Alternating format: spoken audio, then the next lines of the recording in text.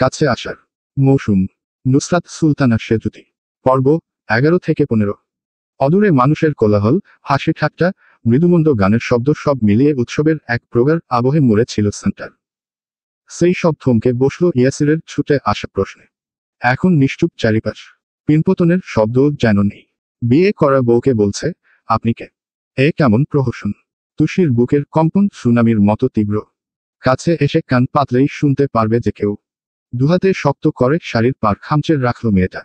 পিঠের হাড়ে একটা সূক্ষ্ম ঘামের ধারা কলকল করে নামছে।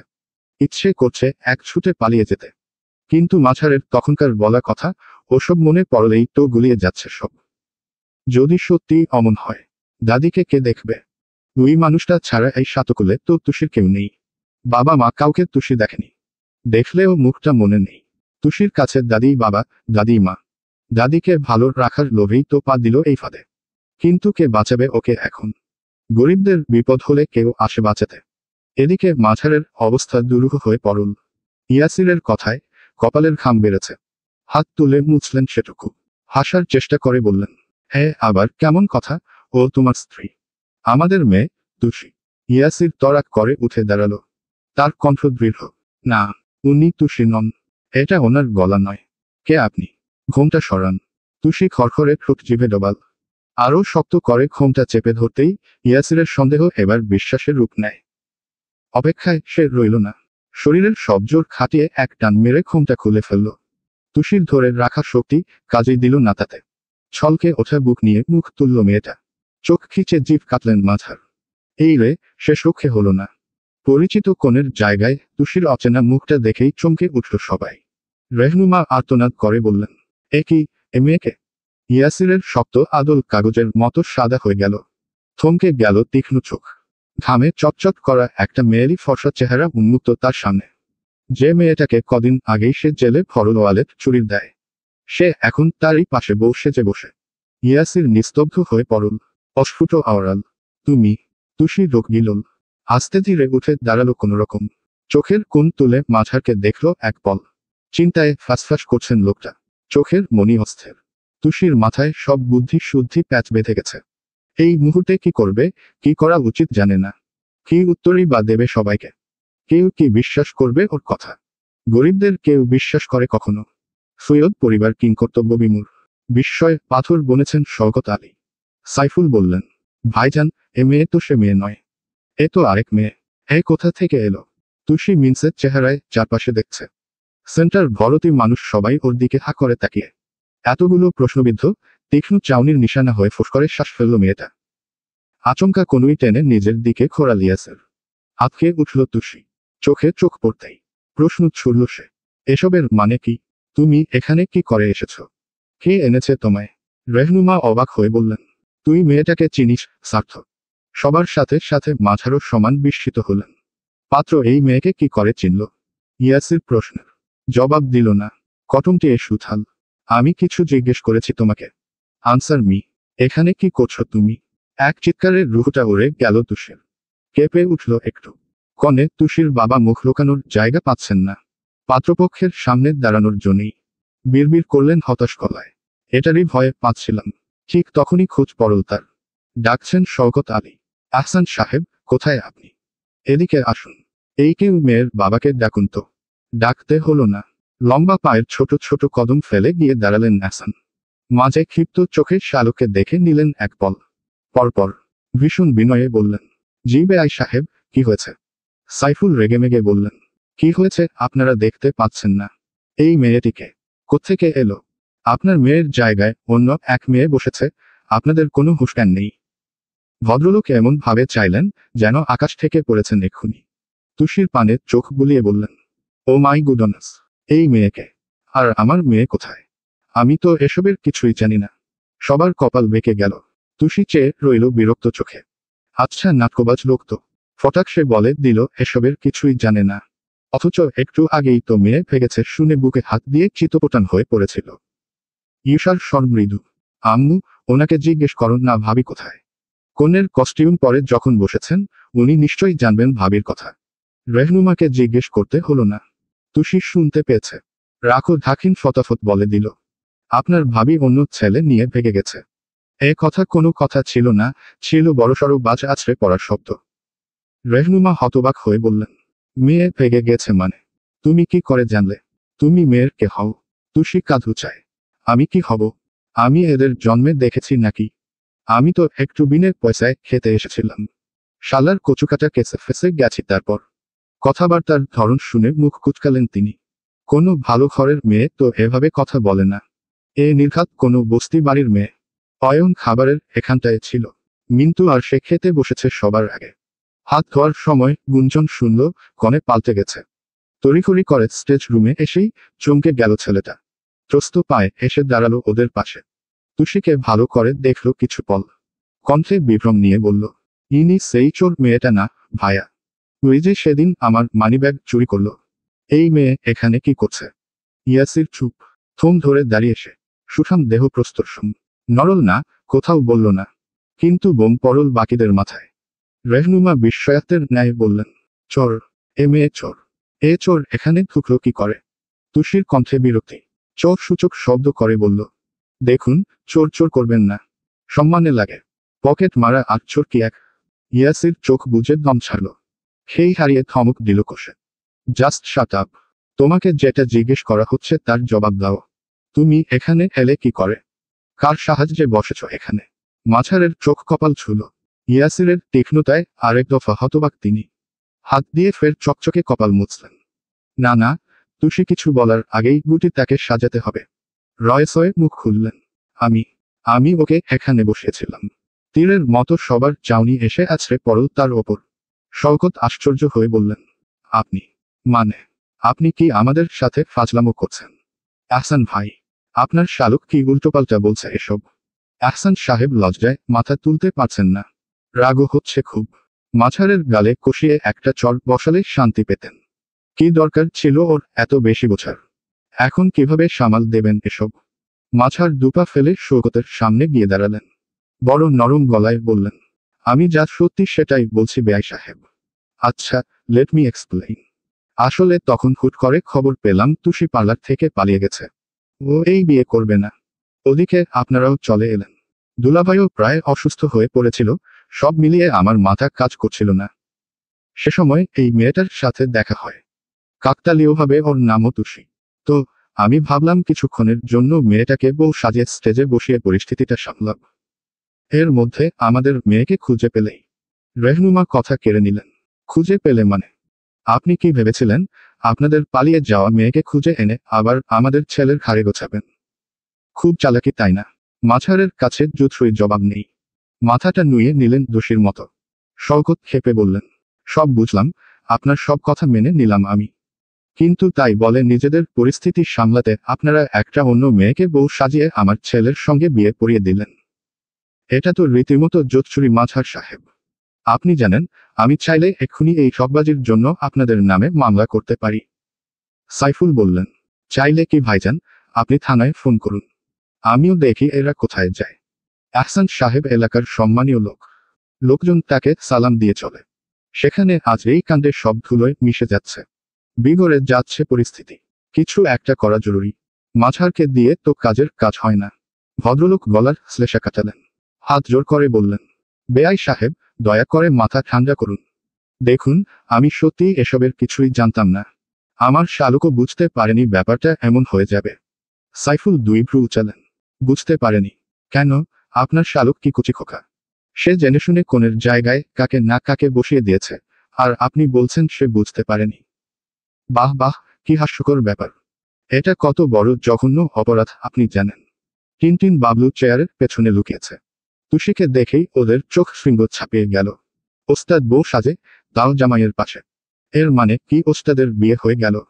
দুজন উৎসুক চোখে ঘটনা দেখল কিছুক্ষণ। টিনটিন বলল, ওস্তাদের বিয়ে হয়ে গেছে, বাবলু। দাদিরে খবর দিল। আয় আয়।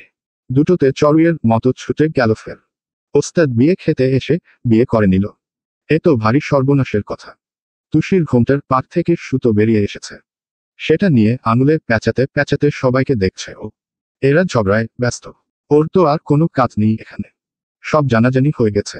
এখন ওকে টাকাটা দিয়ে বিদায় করলে হতো না? ওদিকে টিনটিন বাবলুটাও তো ওর অপেক্ষায় বসে আছে রাস্তায়। তুষি গাল চুলকে ইয়াসিরকে দেখলো আরেকবার। এত বাকবিতণ্ডার মাঝেও চুপচাপ দাঁড়িয়ে সে। মাঝে ওকে দুটো ধমক দিল, আর বিশেষ কথা নেই। চোখ জোড়া ফ্লোরে। চিবুকের ধার মটমট করলেও নড়ছে চড়ছে না।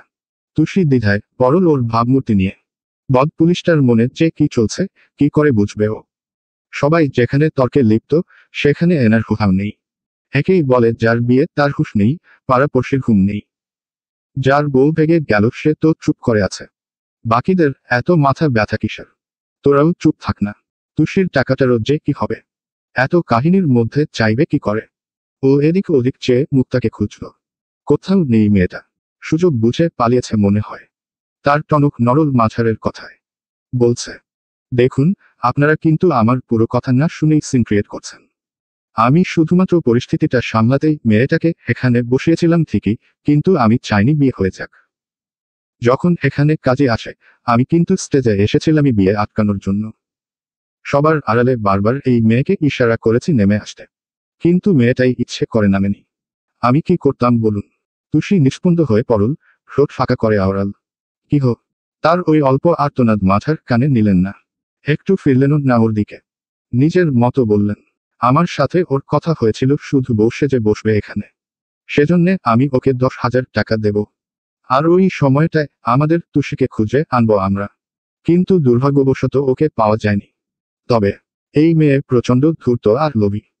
ও যখন বুঝেছে আপনারা সম্ভ্রান্ত বড় পরিবার থেকে এসেছেন, হয়তো লোভে পড়ে আর উঠে আসেনি। আমিও দুলাভাইয়ের সম্মানের কথা ভেবে সবার সামনে ট্যাটু শব্দ করতে পারিনি। এখন আপনারা যদি মনে করেন এটা আমার অন্যায়, তাহলে যা শাস্তি দেবেন আমি মাথা পেতে নেব। তার কথা শেষ হলো, সহসা গর্জে উঠল তুষি। এই এত বড় মিথ্যে কথা! ব্যাটা এক ঘুষি মারব সোজা ডাই হয়ে যাবি। আমি বিয়ে করতে চাই। আহসান চেঁচিয়ে উঠলেন, তুমি চুপ করো মেয়ে। অস্বীকার করতে পারবে তুমি এখানে টাকার লোভে বউ সেজে বসনি? তুষির স্পষ্ট জবাব, হ্যাঁ বসেছি। কিন্তু আপনার শালা। এবারেও কথা টেনে নিলেন তিনি। ব্যাস, আর কোনো কথা নেই। যার যা জানার ছিল জেনে গেছে। কথা নেই মানে? আপনি বললেই হলো কথা নেই। আমাকে বলা হয়েছিল এখানে বসলে 10,000 টাকা দেবে। তারপর তো কাজে আসা মাত্র আমি চলে গেলাম বিয়ে করব না বলে। উনি তো বললেন বিয়ে করে নিতে। তাহলে আরো টাকা দেবে। পরে বিয়ে শেষ হলে আমি আমার মতো বাড়ি চলে যাব। কি এমন কথা হয়নি? বিমুর কতগুলো চোখ আটকে রইল তুষিতে। ইয়াসির মুখ না তুললেও হাত মুঠো হলো তার। রেহনুমা স্তম্ভিতের ন্যায় হাত দিয়ে ঠোঁট চেপে ধরলেন। গোল চোখে আপাদমস্তক দেখলেন তুষির। এ কেমন মেয়ে? টাকা বাড়িয়ে দেবে বলে অচেনা একজনকে বিয়ে করে ফেলল। মাঝার বিরোধাভাস করলেন চড়া গলায়। না, মিথ্যে বলছে এই মেয়ে। গা বাঁচাচ্ছে নিজের। আমি কেন এসব বলবো? ওর সাথে ইয়াসিরের বিয়ে হলে আমার কি লাভ? শওকত সাহেব, দুলাভাই আপনারা কেউ একে বিশ্বাস করবেন না। লোভের বশে বিয়ে করে নিয়েছে, আর দোষ দিচ্ছে আমাকে। এসব বস্তির মেয়েরা কেমন হয় তা তো জানেনি। Third class. এরা পিঠ বাঁচাতে যা খুশি বলতে পারে। তুষি দাঁত পিষে ধরল। হাতখানা নিষ্পিস করছে খুব। মাঝারকে মেরে মাটিতে গেড়ে দিতে পারলে বৃত্ত কলিজাটা। কত বড় ধরিবাজ! মুখের ওপর সব অস্বীকার করে ফেলল। রেহনুমা নাকসিদকে বললেন, এ মেয়ে বস্তিতে থাকে। শেষে কি না একটা বস্তির মেয়ের সাথে আমাদের সাথের বিয়ে হলো। শওকত বললেন, কিসের বিয়ে? এটা কোনো বিয়ে হলো? এই বিয়ে টিয়ে বাদ। চলো সবাই। আর আহসান সাহেব, এর ফল আপনি ভুগবেন। আপনার শালক যেটা করেছে, আমি কিন্তু ব্যাপারটা এমনি এমনি ছেড়ে দেব না। এর শেষ দেখে তবে ছাড়ব। সবাই চলো। ক্ষুব্ধ মেজাজের তুষি হাত ছাড়ল এবার। ভদ্রলোকের চলো সবাই কথাটা ওর পছন্দ হয়েছে। যাক, সবাই গেলেই ভালো। সেন্টার খালি হবে। সেও টাকা নিয়ে বাড়ি চলে যাবে। সাথে মনে মনে পণ করল, আর কোনোদিন ফ্রিতে খাওয়ার আশায় এসব সেন্টারে ঢুকবে না। ঢুকবে কি, পাশি মারাবে না কখনো। সৈয়দ বাড়ির লোকজন যাওয়ার প্রস্তুতি নিলেন। আহসান সাহেব তখনও সাফাই গাইতে মরিয়া। আমার কথাটা শুনুন শওকত ভাই, একবার শুনুন প্লিজ। এমন হাজারখানেক অনুরোধ তার। ভদ্রলোকের স্ত্রীও অদূরে দাঁড়িয়ে দাঁড়িয়ে ছটফট করছেন খুব। পুরো সেন্টারের সবাই তামাশা দেখতে ব্যস্ত। শওকত সাহেবের চলন বলনে প্রতাপ। কানেই নিলেন না কথা। সবাইকে নিয়ে রওনা করবেন যখনই আচমকা মুখ খুলল ইয়াসির। এক সেকেন্ড। থামল সবাই। তুষির কপাল বেঁকে গেল। এর আবার কি হয়েছে? শুভ কাজে আটকাচ্ছে কেন? তুরন্ত চট করে ঘাড় ঘুরিয়ে ওর দিকে চাইল ইয়াসির। বাজপাখির মতো এক জোড়া তীক্ষ্ণ চোখের নিশানায় বুকটা ছলকে উঠল মেয়ের। এমন করে তাকাচ্ছে কেন? কি করবে? ইয়াসির ঠিক মুখোমুখি এসে দাঁড়ালো। ছুরির মতো চোখে চোখ রাখতে পারল না তুষি। অগোছালো পাতা ফেলে মাথা নামিয়ে নিল নিচে। সহসা তপ্ত কণ্ঠের নিরেট প্রশ্ন ছুটে এলো কানে। তাহলে তুমি টাকার লোভে বিয়ে করেছ, তাই তো? তুষি বিভ্রান্তিতে লুটোপুটি খায়। এতক্ষণ তো বলল যা বলার, আবার এসব কথা কেন? ও উত্তর দিল না। আঙুলের ডগায় অস্থিরতা আর বক্ষভাগের টিপটিপ শব্দের মাঝেই হাতটা খপ করে চেপে ধরল ইয়াসির। মেয়েটা চমকে গেল, ভয় পেল।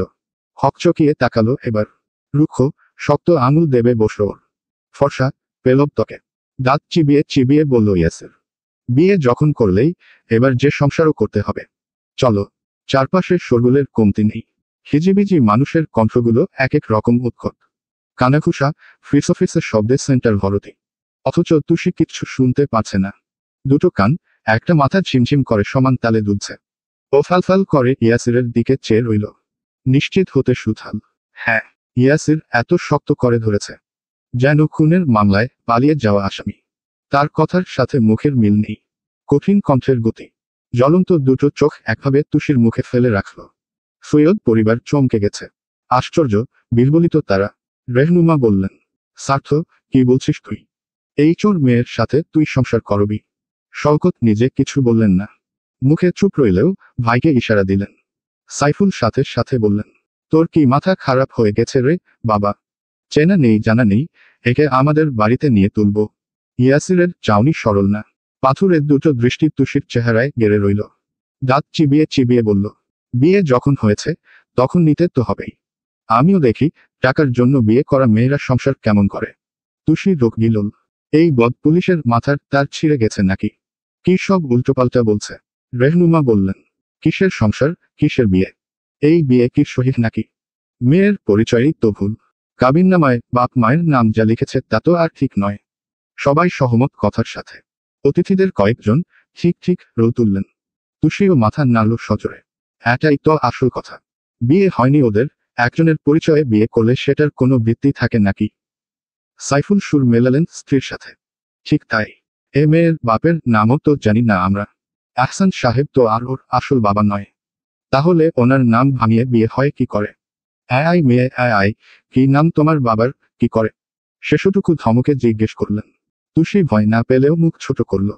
ভেতর ভেতর মেজাজটাও তেতে এলো ভারী। কিন্তু না, তোত্তারামো করা যাবে না এই মুহূর্তে। ও কাঠগড়ায় দাঁড়িয়ে আছে। সামনে আবার ইয়াসিরের মতো পুলিশ। ছুঁড়ে ছুঁড়ে বলল, বেঁচে নেই, মরে গেছে। রেহনুমার গলায় বিরক্তি। বেঁচে না থাকলেও একটা নাম তো আছে। কি নাম সেটা বলো? লোকমান হোসেন। কাজী সাহেব চুপ করে দাঁড়িয়েছিলেন। বিয়েতে কনে পাল্টে যাওয়ার ঘটনা তার কাছে নতুন নয়। তুষির কথায় কপালে ভাঁজ পড়ল হঠাৎ। কেমন একটা খটকা জাগল মনে। সতর্ক চিত্তে বিয়ের পাতা উল্টালেন। পুরো কাগজে চোখ বুলিয়ে বললেন, এখানে তো লোকমান হোসেনই লেখা। তুষির মাথায় বাজ পড়ল। চমকে উঠল নিস্পন্দ চোখ। ছানাবড়া দৃষ্টিতে হা করে রইল। প্রত্যেকে বিমূঢ়, বিস্মিত। শওকত আশ্চর্য হয়ে বললেন, কি কি বলছেন? কাজী সাহেব সৈয়দ পরিবারের চেনা। শওকত সাহেবই নিয়ে এসেছিলেন। খাতাটা বাড়িয়ে দিয়ে বললেন, জি, এই দেখুন। আর মায়ের নাম আফসানা, তাই না? দ্বিতীয় দফার বোমটা ঠিক তুষির তালুতে এসে পড়ল। চেয়ে রইল হতবাক হয়ে। উত্তর দেবে কি করে? সে তো নিজেই ধাঁধায় ডুবে গেছে। প্রশ্ন করল ধরফিয়ে, কিন্তু এসব কে বলল আপনাকে? কাজী সাহেব সাথে সাথে জানালেন। কেন, মাঝার সাহেব। সবার মাঝে তর্জনীটা তাক করতেই মাঝারের চোয়াল ঝুলে যায়। এতক্ষণ গা বাঁচাতে চাওয়া তিনি জিভ কেটে চোখ বুজে নিলেন। এই রে, আর শেষরক্ষে হলো না। সবার বিস্ময়কর চাউনি নিজের দিকে ঘুরতেই মাঝার থতমত খেলেন। আহসান অবাক হয়ে বললেন, মাঝার, এসব কি? ভদ্রলোক সাফাই দিতেই যাচ্ছিলেন। পাশ থেকে ফুঁসে উঠলেন শওকত। তার মানে আপনি এতক্ষণ নাটক করছিলেন? এসব ইচ্ছে করে করেছেন, তাই তো? মাঝার দিশেহারা চিত্তে মেঝেতে এলোমেলো পাতা ফেললেন চোখের। জিভে ঠোঁট ভেজালেন ঘন ঘন। তুষি স্তব্ধ তখনও। বিশ্বাস অবিশ্বাসের মাঝখানে তাকে লটকে রেখেছে কেউ। কাজী সাহেব বললেন, আসলে তখন বিয়ের জন্য আপনারা অত তাড়া দিচ্ছিলেন, আমি তো আগেভাগেই নাম থাম লিখে রাখি। তাই সেভাবে উচ্চারণ করে করে বিয়ে পড়ানো হয়নি। ভুলটা এদিকে একটু আমারও হয়ে গেছে। কিন্তু আমার একটা প্রশ্ন আছে। আচ্ছা মাঝার সাহেব, আপনি যে আমাকে তখন কিছু টাকা দিয়ে বললেন চা খেতে, কোনোভাবে কি সেটা ঘুষ ছিল?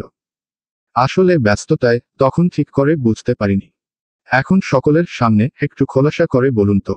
মাঝার কটমটিয়ে চাইলেন। আচ্ছা, ধুরন্ধর লোক তো। তখন টাকা নিল হেসে হেসে। এখন সুরসুরিয়ে পলটে খেয়ে ফেলল। আচমকা ক্ষিপ্ত হাতে তার কলার খামচে ধরলেন আহসান। সকলে ভড়কে গেল। হকচকাল মাঝার। আহসান চেঁচিয়ে উঠলেন আক্রোশে। আমার ভালো মানুষের এই প্রতিদান দিলে? মাঝার, এত নীচ তুমি? তোমাকে আমি ভালো ভেবেছিলাম। ভেবেছিলাম পারিবারিক সব রেষারেষি ভুলে গেছো তুমি। আত্মীয়তার সম্পর্ক এসব সামান্য জমির জন্য নষ্ট করতে চাইনি। আর তুমি কি না একটা বস্তির মেয়ের সাথে হাত মিলিয়ে আমার সম্মান ডোবালে? এহসানের স্ত্রী রনিতা বেগম এতক্ষণ দাঁড়িয়ে ছিলেন এক কোণে। বিগড়ে যাওয়া পরিবেশ সামলাতে প্রস্তুত ছুটে এলেন তিনি। কলার ছাড়ানোর চেষ্টা করে বললেন, ছাড়ো ওকে। কি করছো? শান্ত হও, শরীর খারাপ করবে। একমাত্র এসবের মাঝে ইউষা অয়ন চুপ করে দাঁড়িয়ে। বড়দের এই বিস্তর লড়াইয়ে তাদের বলার কিছু নেই, তবে ইউষার চোখজোড়া বারবার তুষিকে দেখছে। এত কাণ্ড, এত অপমানের পরেও এ মেয়ে কেমন শক্ত হয়ে দাঁড়িয়ে আছে দেখো। ইউষা একটা ধমক খেলেও তো ভ্যা করে কেঁদে দেয়। মাঝারের মাথা নত। আহসান চারা মেরে কলার ছেড়ে দিলেন। হাই প্রেশারের রোগী তিনি। শ্বাস তুললেন ঘন ঘন।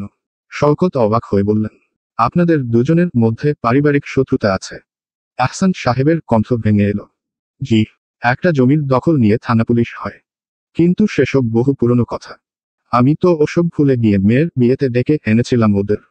কে জানতো ও এখনো এসব মনের মধ্যে পুষে রেখেছে। মাঝার বলতে চাইলেন, দুলাভাই আপনি ভুল।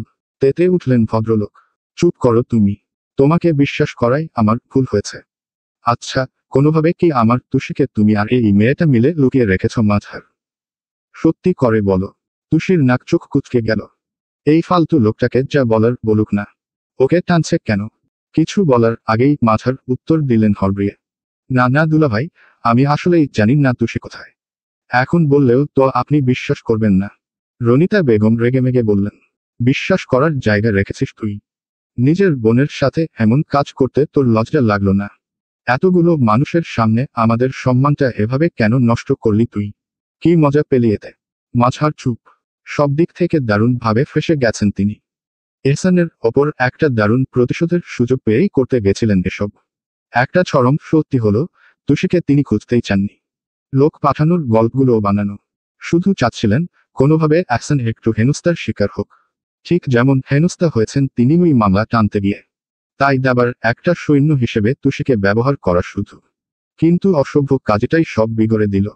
তার রাগের একাংশ পরল রেহনুমার ওপর। মহিলা মানুষ সবেতে বেশি বোঝে। ইয়াসির তুষিকে নিয়ে যাচ্ছিল, যেত। বিয়ে সহি কি না এই আলাপ তোলার দরকার ছিল আদৌ। শীত কেটে ঠিক বেরিয়ে যেতেন তিনি। এখন কি হবে যদি এসবের জন্য আহসান আবার পুলিশে খবর দেয়? বা ইয়াসিরই কিছু করে? সেন্টারের বুকে একটা লম্বা নীরবতা নেমেছে। কারোর বলার কিচ্ছুটি নেই। ঘটনার মোড় এইভাবে ঘুরে যাবে কে জানত? ইয়াসির তুষির ধরে রাখা হাতটা ছেড়ে দিল হঠাৎ। তার শক্তপোক্ত মুখশ্রী অস্থির। মাথার পাগড়ি খুলে খাড় ডলল অশান্ত হাতে। ফর্সা হলদে চেহারা ঘামে একশেষ। তুষি হাতটা বুকের কাছে নিয়ে আসে। কবজির এখানে পুরো লাল দাগ বসে গেছে। কিভাবে ধরেছে উফ! গন্ডারের মতো শক্তি। আহসান সাহেব ধপ করে সোফায় বসে পড়েছেন। বুকের বাদিকে সূক্ষ্ম ব্যথার চিনচিনে ভাব। রনিতা বেগম পানি আনতে ছুটলেন। এসিটা বাড়ানো হলো। ভদ্রলোকের মুখচোখ দেখে শৌকতের মায়া হলো ভীষণ। লোকটার তো এখানে কোনো দোষ নেই। সবার মাঝে ইউষা মিনমিন করে বলল, এখন তো বাবা মায়ের নাম ঠিক আছে, আম্মু। তাহলে তো ভাইয়ার সাথে ওনার বিয়ে হয়ে গেছে তাই না? তুষির বুক ছাদ করে উঠল। চেঁচিয়ে বলল সবার মাঝে, না না, কিসের বিয়ে? কোনো বিয়ে ফিয়ে হয়নি।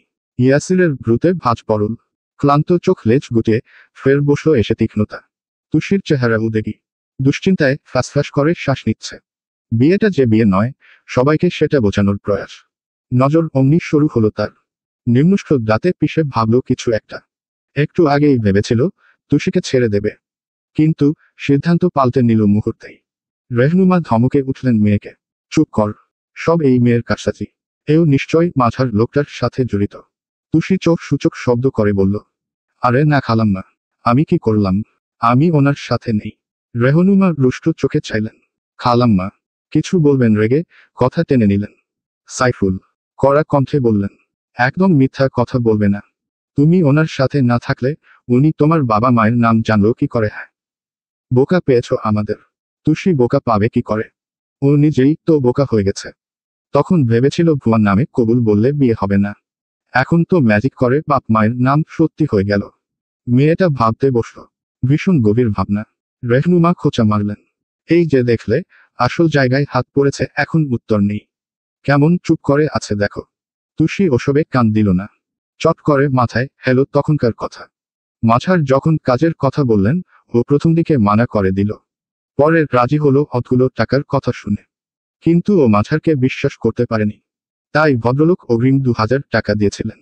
বলেছেন, বাকিটা কাজ শেষে পাবে। তারপর বুঝিয়ে দিলেন কি কি করতে হবে। বেরিয়ে আসার সময় বললেন হঠাৎ, তোর বাপ মায়ের নাম বল। তুষি পাল্টা প্রশ্ন করল, ওসব দিয়ে কি হবে? এত কথা কিসের? বলতে বলেছি বল। তুষি গোথরল, কিসে লাগবে আগে লিসেন করেন এই, দেন ডিসিশন টেকিং। মাঝার মুখের ওপর বললেন, বস্তির ছোটলোকদের আমি বিশ্বাস করি না। টাকা নিয়ে যদি পালাস, ঠিকানা সহ বাবা মায়ের নাম বল। একটু তোত্তারামি করলে সোজা গিয়ে ধরে আনবো। তুষির ভারী মেজাজ খারাপ হলো। চেয়ে রইল কটমটিয়ে। কিছু বলল না তাও। দাদি কথায় কথায় বলে, যে গরু দুধ দেয় তার লাথি খাওয়া উপকার। 20,000 টাকা মানে তুষির কাছে লটারি। বললাম তো, কারওয়ানের ওভার ব্রিজের পাশের গলি দিয়ে যে বস্তি গেছে ওখানে থাকি। 27 নম্বর ঘরটা। বাবা মা নেই। নাম লোকমান হোসেন, মা আফসানা। আগে পরে কিছু আছে কি না মনে নেই। আর হ্যাঁ, তুষি কাজের বেলায় লয় লোকে। বলেছে যখন করবে তখন ইসমুখ হবে সব। মাঝার বললেন, সেসব কাজের সময় দেখব। এখন এই কাপড়গুলো পরে তৈরি হয়। আমি মুক্তাকে পাঠাচ্ছি। আমরা দুজন ছাড়া কেউ এলে দরজা খুলবি না। মনে থাকবে। তুষি ঘাড় টান নাড়ল না। কপাল কুঁচকে গেল অত ভারী লেহেঙ্গা দেখে। এই বস্তাটা পরতে হবে এখন। মাঝার বেরিয়ে গেলেন। সাথে অতীত থেকে বর্তমানে মুখ থুবড়ে পড়ল তুষি। সব মনে পড়তেই ভ্রুজরা তার শৃঙ্গে উঠে গেল। বৃক্ষতালু অবধি জ্বলে উঠল রাগে। এর মানে এই লোক ওকে ব্যবহার করেছে। সব ছক আগেই কষে রাখা ছিল। সঙ্গে সঙ্গে ফুঁসে উঠল তুষি। মাঝার চুপ করে দাঁড়িয়েছিল। অত মানুষের মাঝেই বয়স্ক লোকটার দিকে আচমকা তেড়ে গেল সে। শালা মাঝারের বাচ্চা, এক খুশিতে তোকে চ্যাপ্টা বানিয়ে ফেলবো আমি। আমার টাকা তো দিলেই না, উল্টে। তুষিকে ধেয়ে আসতে দেখেই ভদ্রলোক ঘাবড়ে গেলেন। বাকিদের দশাও তাই। তুষি হাত দুটো বক্সারদের মতো মুঠো করে আসছিল, একটা প্রকাণ্ড খুশি মারবে বলে। মাঝখানে পথরোধ করে দাঁড়ালো ইয়াসির। আহসান হতবিহবলতায় বুকের ব্যথা ভুলে গেছেন, রেহনুমা সহ বাকিদের ভ্রু কপালে। একটা মেয়ে মানুষের এমন রূপ তারা দেখেছেন আগে। অত বয়স্ক লোকটাকে মারতে যাচ্ছিল। রেহনুমা নাক ফুলিয়ে বিড়বিড় করলেন, কত বড় বেয়াদব। ইয়াসির দাঁড়ালেও তুষিকে থামানো গেল না। পেছনে লুকোতে চাওয়া মাঝারের ওপর ফুসফুস করছে সে। হাত বাড়িয়ে বাড়িয়ে ধরতে চাইছে তাকে। ইয়াসির চিবুক শক্ত করে ওর দুটো হাতই খপ করে ধরে রাখল। থামল তুষি। দমল একটু। সাপের মতো ফুসতে থাকা ফনা নামিয়ে নিল মুহূর্তে। মিনমিন করে বলল, সব এই লোক করেছে। আমি কিছু করিনি, স্যার। আমি তো শুধু টাকার লোভে একটু বউ সেজে বসেছিলাম। ইয়াসির চুপ। তার পোক্ত গরমটা এখন নেই। বড্ড স্থির দৃষ্টিগোল। পাশ থেকে আহসান সাহেব বললেন, শওকত ভাই, ক্ষমা চাওয়ার মুখ আমার নেই। তবুও চাইছি। আপনি চাইলে পুলিশ ডাকতে পারেন। বাবা ইয়াসির, তুমি চাইলে মামলা করতে পারো। আমি আমার শালকের পক্ষে একটা কোথাও বলতে চাই না। মাঝার ঢোক গিললেন। তার স্ত্রী সন্তান কেউ বিয়েতে আসেননি। নিজের পক্ষে কথা বলার লোক কেউ নেই। হন্তদন্ত বেগে এহসানের পায়ের কাছে বসলেন। কিছু বলতে চাইলেও সুযোগ দেয়া হলো না। মুখ ফিরিয়ে নিলেন তিনি। স্ত্রীকে বললেন, ওকে আমার সামনে থেকে সরতে বলো। না হলে আমি কি করে ফেলবো আমি নিজেও জানি না। রেহনুমা বললেন, ইয়াসির তুই লেডি পুলিশ ডাক। এই মাঝার লোকটার সাথে ঠকবাজ মেয়েটাকেও জেলে ঢোকানো উচিত। টাকার লোভে বিয়ে করেছে, আবার বড় মুখ করে বলছে সেটা। তুষির বুক থক করে উঠল। হড়বড়িয়ে বলল, না না, জেলে দেবেন না। এর থেকে 100 বার কান ধরব। এক পায়ে দাঁড়িয়ে থাকি। আমি তো বলছি আমি এসব জানতাম না। আমাকে প্লিজ ছেড়ে দিন। আমি বাড়ি চলে যাই। টাকা টোকা কিচ্ছু লাগবে না আমার। তুষির চোখে জল নেই। শুধু মুখটা কাচুমাচু করছে প্রতি কথায়। অথচ অন্য মেয়ে হলে এতক্ষণ কেঁদে কেটে গঙ্গা বইয়ে দিত। ইউষা আরেক দফা বিস্মিত সে নিয়ে বিড়বিড় করল একা একা, কি শক্ত মেয়ে রে বাবা। ইয়াসির তুষির দুটো হাত ক্রস করে ধরেছে। তার দুর্বোধ্য চাউনিতে ভিন্ন কিছু। বেশ শান্ত, ধীরস্থিরভাবে বলল, শুনলে না, বিয়ে হয়ে গেছে। এবার ছাড়া পাবার কথা ভুলে যাও। তুষি বিভ্রান্তিতে ডুবে গেল। ইয়াসিরের মুখ দেখেই বুক কাঁপছে তার। ঝড় আসার আগে প্রকৃতি যেমন থমথমে হয়ে থাকে অমন লাগছে ঠিক। হ্যাঁ, লোকের মাথায় নির্ঘাত কিছু ঘুরছে। ঠোঁট দুটো বিপদের জ্বালায় চূড়ায় উঠে বসল। সহসা হাতে টান বসাল ইয়াসির। হাঁটা ধরল সামনে। তুষির মুখ ফ্যাকাশে হয়ে যায়। বুঝে নেয় আর নিস্তার নেই। রেহনুমার মেজাজ খারাপ হলেও আর কিছু বললেন না। শওকত, সাইফুলও চুপ করে গেলেন। ছেলের হঠকারিতায় ফুস করে মাথা নাড়লেন শওকত। ছেলেটা কি করতে চাইছে কে জানে। তুষিকে টানতে টানতে নিচ্ছে ইয়াসির। একে অত ভারী লেহেঙ্গা, 2 হিল। প্রতি কদমে মেয়েটার হোঁচট খেয়ে পোড়ার দশা হয়। তুষির বুক হুহু করছে দাদির জন্য। ইয়াসির ওকে কোথায় নিয়ে যাচ্ছে। কাদো কাদো মুখ করে ভাবল, আর নট সি ইউ দাদি। গুড বাই দাদি, ভালো থেকো। ইয়াসিরের চোখ সামনে সেন্টার পেরিয়ে বাইরে এসেছে। বরের সাজানো গাড়ির দোর খুলে ভেতরে ধাক্কা মারার মতো ঢোকাল তুষিকে। দরজাটা ধরাম করে লাগাতেই ভয় পেল তুষি। ও জানলায় হাত রেখে ঝুঁকে আসে। মটমট করে চিবুক ফুটিয়ে বলে, টাকার জন্য বিয়ে বিয়ে খেলা। এবার সংসারের নামে এমন আগুনে জ্বালাব, প্রতিটা দিন পূর্বে তুমি বুঝবে চোরের ওপর বাটপারি কাকে বলে। সময় রাত 11টার কাছাকাছি। সচরাচর ঘড়ির কাঁটা 10টা ছুলেই বস্তির এলাকা নিশ্চুপ হয়ে যায়। আস্তে ধীরে টং দোকানের ছাপ নেমে আসে। যে যার ঘরে গিয়ে খিল টানে দরজায়। তবে আজকের চিত্র পুরোপুরি ভিন্ন। রাতের অন্ধকার প্রগাঢ় হলেও এখনো সরব বস্তির সরুগুলি। ছোট ছোট ঘর থেকে বেরিয়ে প্রায় প্রত্যেকে ভিড় করেছেন তুষিদের বাড়ির সামনে। কেঁদে কেটে অস্থির হাসনা। বৃদ্ধ মানুষটা মেঝেতে বসে বুক চাপড়ে চাপড়ে কাঁদছেন। দুপাশে টিনটিন, বাবলু হত্যে দিয়ে বসেছে। সংকীর্ণ আদলে তাদের চোখেও টলমলে জল। সেন্টারে ঢোকার পর তুষিকে স্টেজে বউ সাজে দেখেই ফের বস্তিতে ছুটে এসেছিল ওরা। কিন্তু হাসনা শোনার পর কিছুতেই বিশ্বাস করতে চাননি। তুষি আর বিয়ে, তা কখনো হয়। তবে তাও ওদের জোরাজোরির তোরের সাথে যেতে হলো। আর যতক্ষণে সেন্টারে পৌঁছালেন ততক্ষণে ইয়াসিরদের গাড়ি সীমানার বাইরে। স্টেজও ফাঁকা। তবে ভেতর থেকে জোরে জোরে দুজন ভদ্রলোকের কথার শব্দ আসছিল। হাসনা তখনও পুরোপুরি বিশ্বাস করেননি। ভেবেছিলেন বাচ্চা মানুষ কি বলতে কি বলছে। কিন্তু রাত বাড়লেও তুষির যখন দেখা নেই তখন আর সন্দেহের কোনো অবকাশ রইল না। সাথে টিনটিনদের গলার জড়ি যেন সমস্ত কিছুর প্রমাণ। সব মিলিয়ে হাসনা ভীষণ ভেঙে পড়েছেন। তুষির বিয়ে হয়েছে, তাও এইভাবে ওনাকে না জানিয়ে। একটা তুলতুলে বাচ্চা থেকে পেলেপুষে যাকে এত বড় করলেন, তার বেলায় এসব মানা যায়। নাতনিটা তার কার খপ্পরে পড়েছে জানেন না, কোথায় আছে, কোথায় থাকবে, কার কাছে, কে ওর স্বামী, সব অজানা। সব। হাসনা কোনোদিন তুষিকে ছাড়া ঘুমুননি। একটা বেলাও খাননি ওকে ছাড়া। সকালে ঘুম ভেঙেই মেয়েটাকে দেখা অভ্যেস ছিল তার। অত আদর দিয়ে বড় করা নাতিটা এভাবে হারিয়ে যাবে। হাসনার কান্না বাড়ল। হা হুতাশের জোরালো আওয়াজ ছিটকে এলো বাইরে। আশেপাশের প্রত্যেকে মুখ কালো করে দাঁড়িয়ে। কেউ কেউ সান্ত্বনা দিচ্ছেন, এটা সেটা বলে শান্ত করছেন ওনাকে। তিন্নির মা এক কোণে চুপচাপ বসে আছেন, সামনে হাসনা কাঁদলেও তার চেহারা চকচকে। তুষির বিয়ে হয়ে গেছে, খোঁজ খবর নেই মানেই ও মেয়ে আর বস্তিতে আসবে না। এ নিয়ে কতবার যে স্বস্তির শ্বাস ফেললেন তিনি। এমন মেয়ে না এলেই ভালো।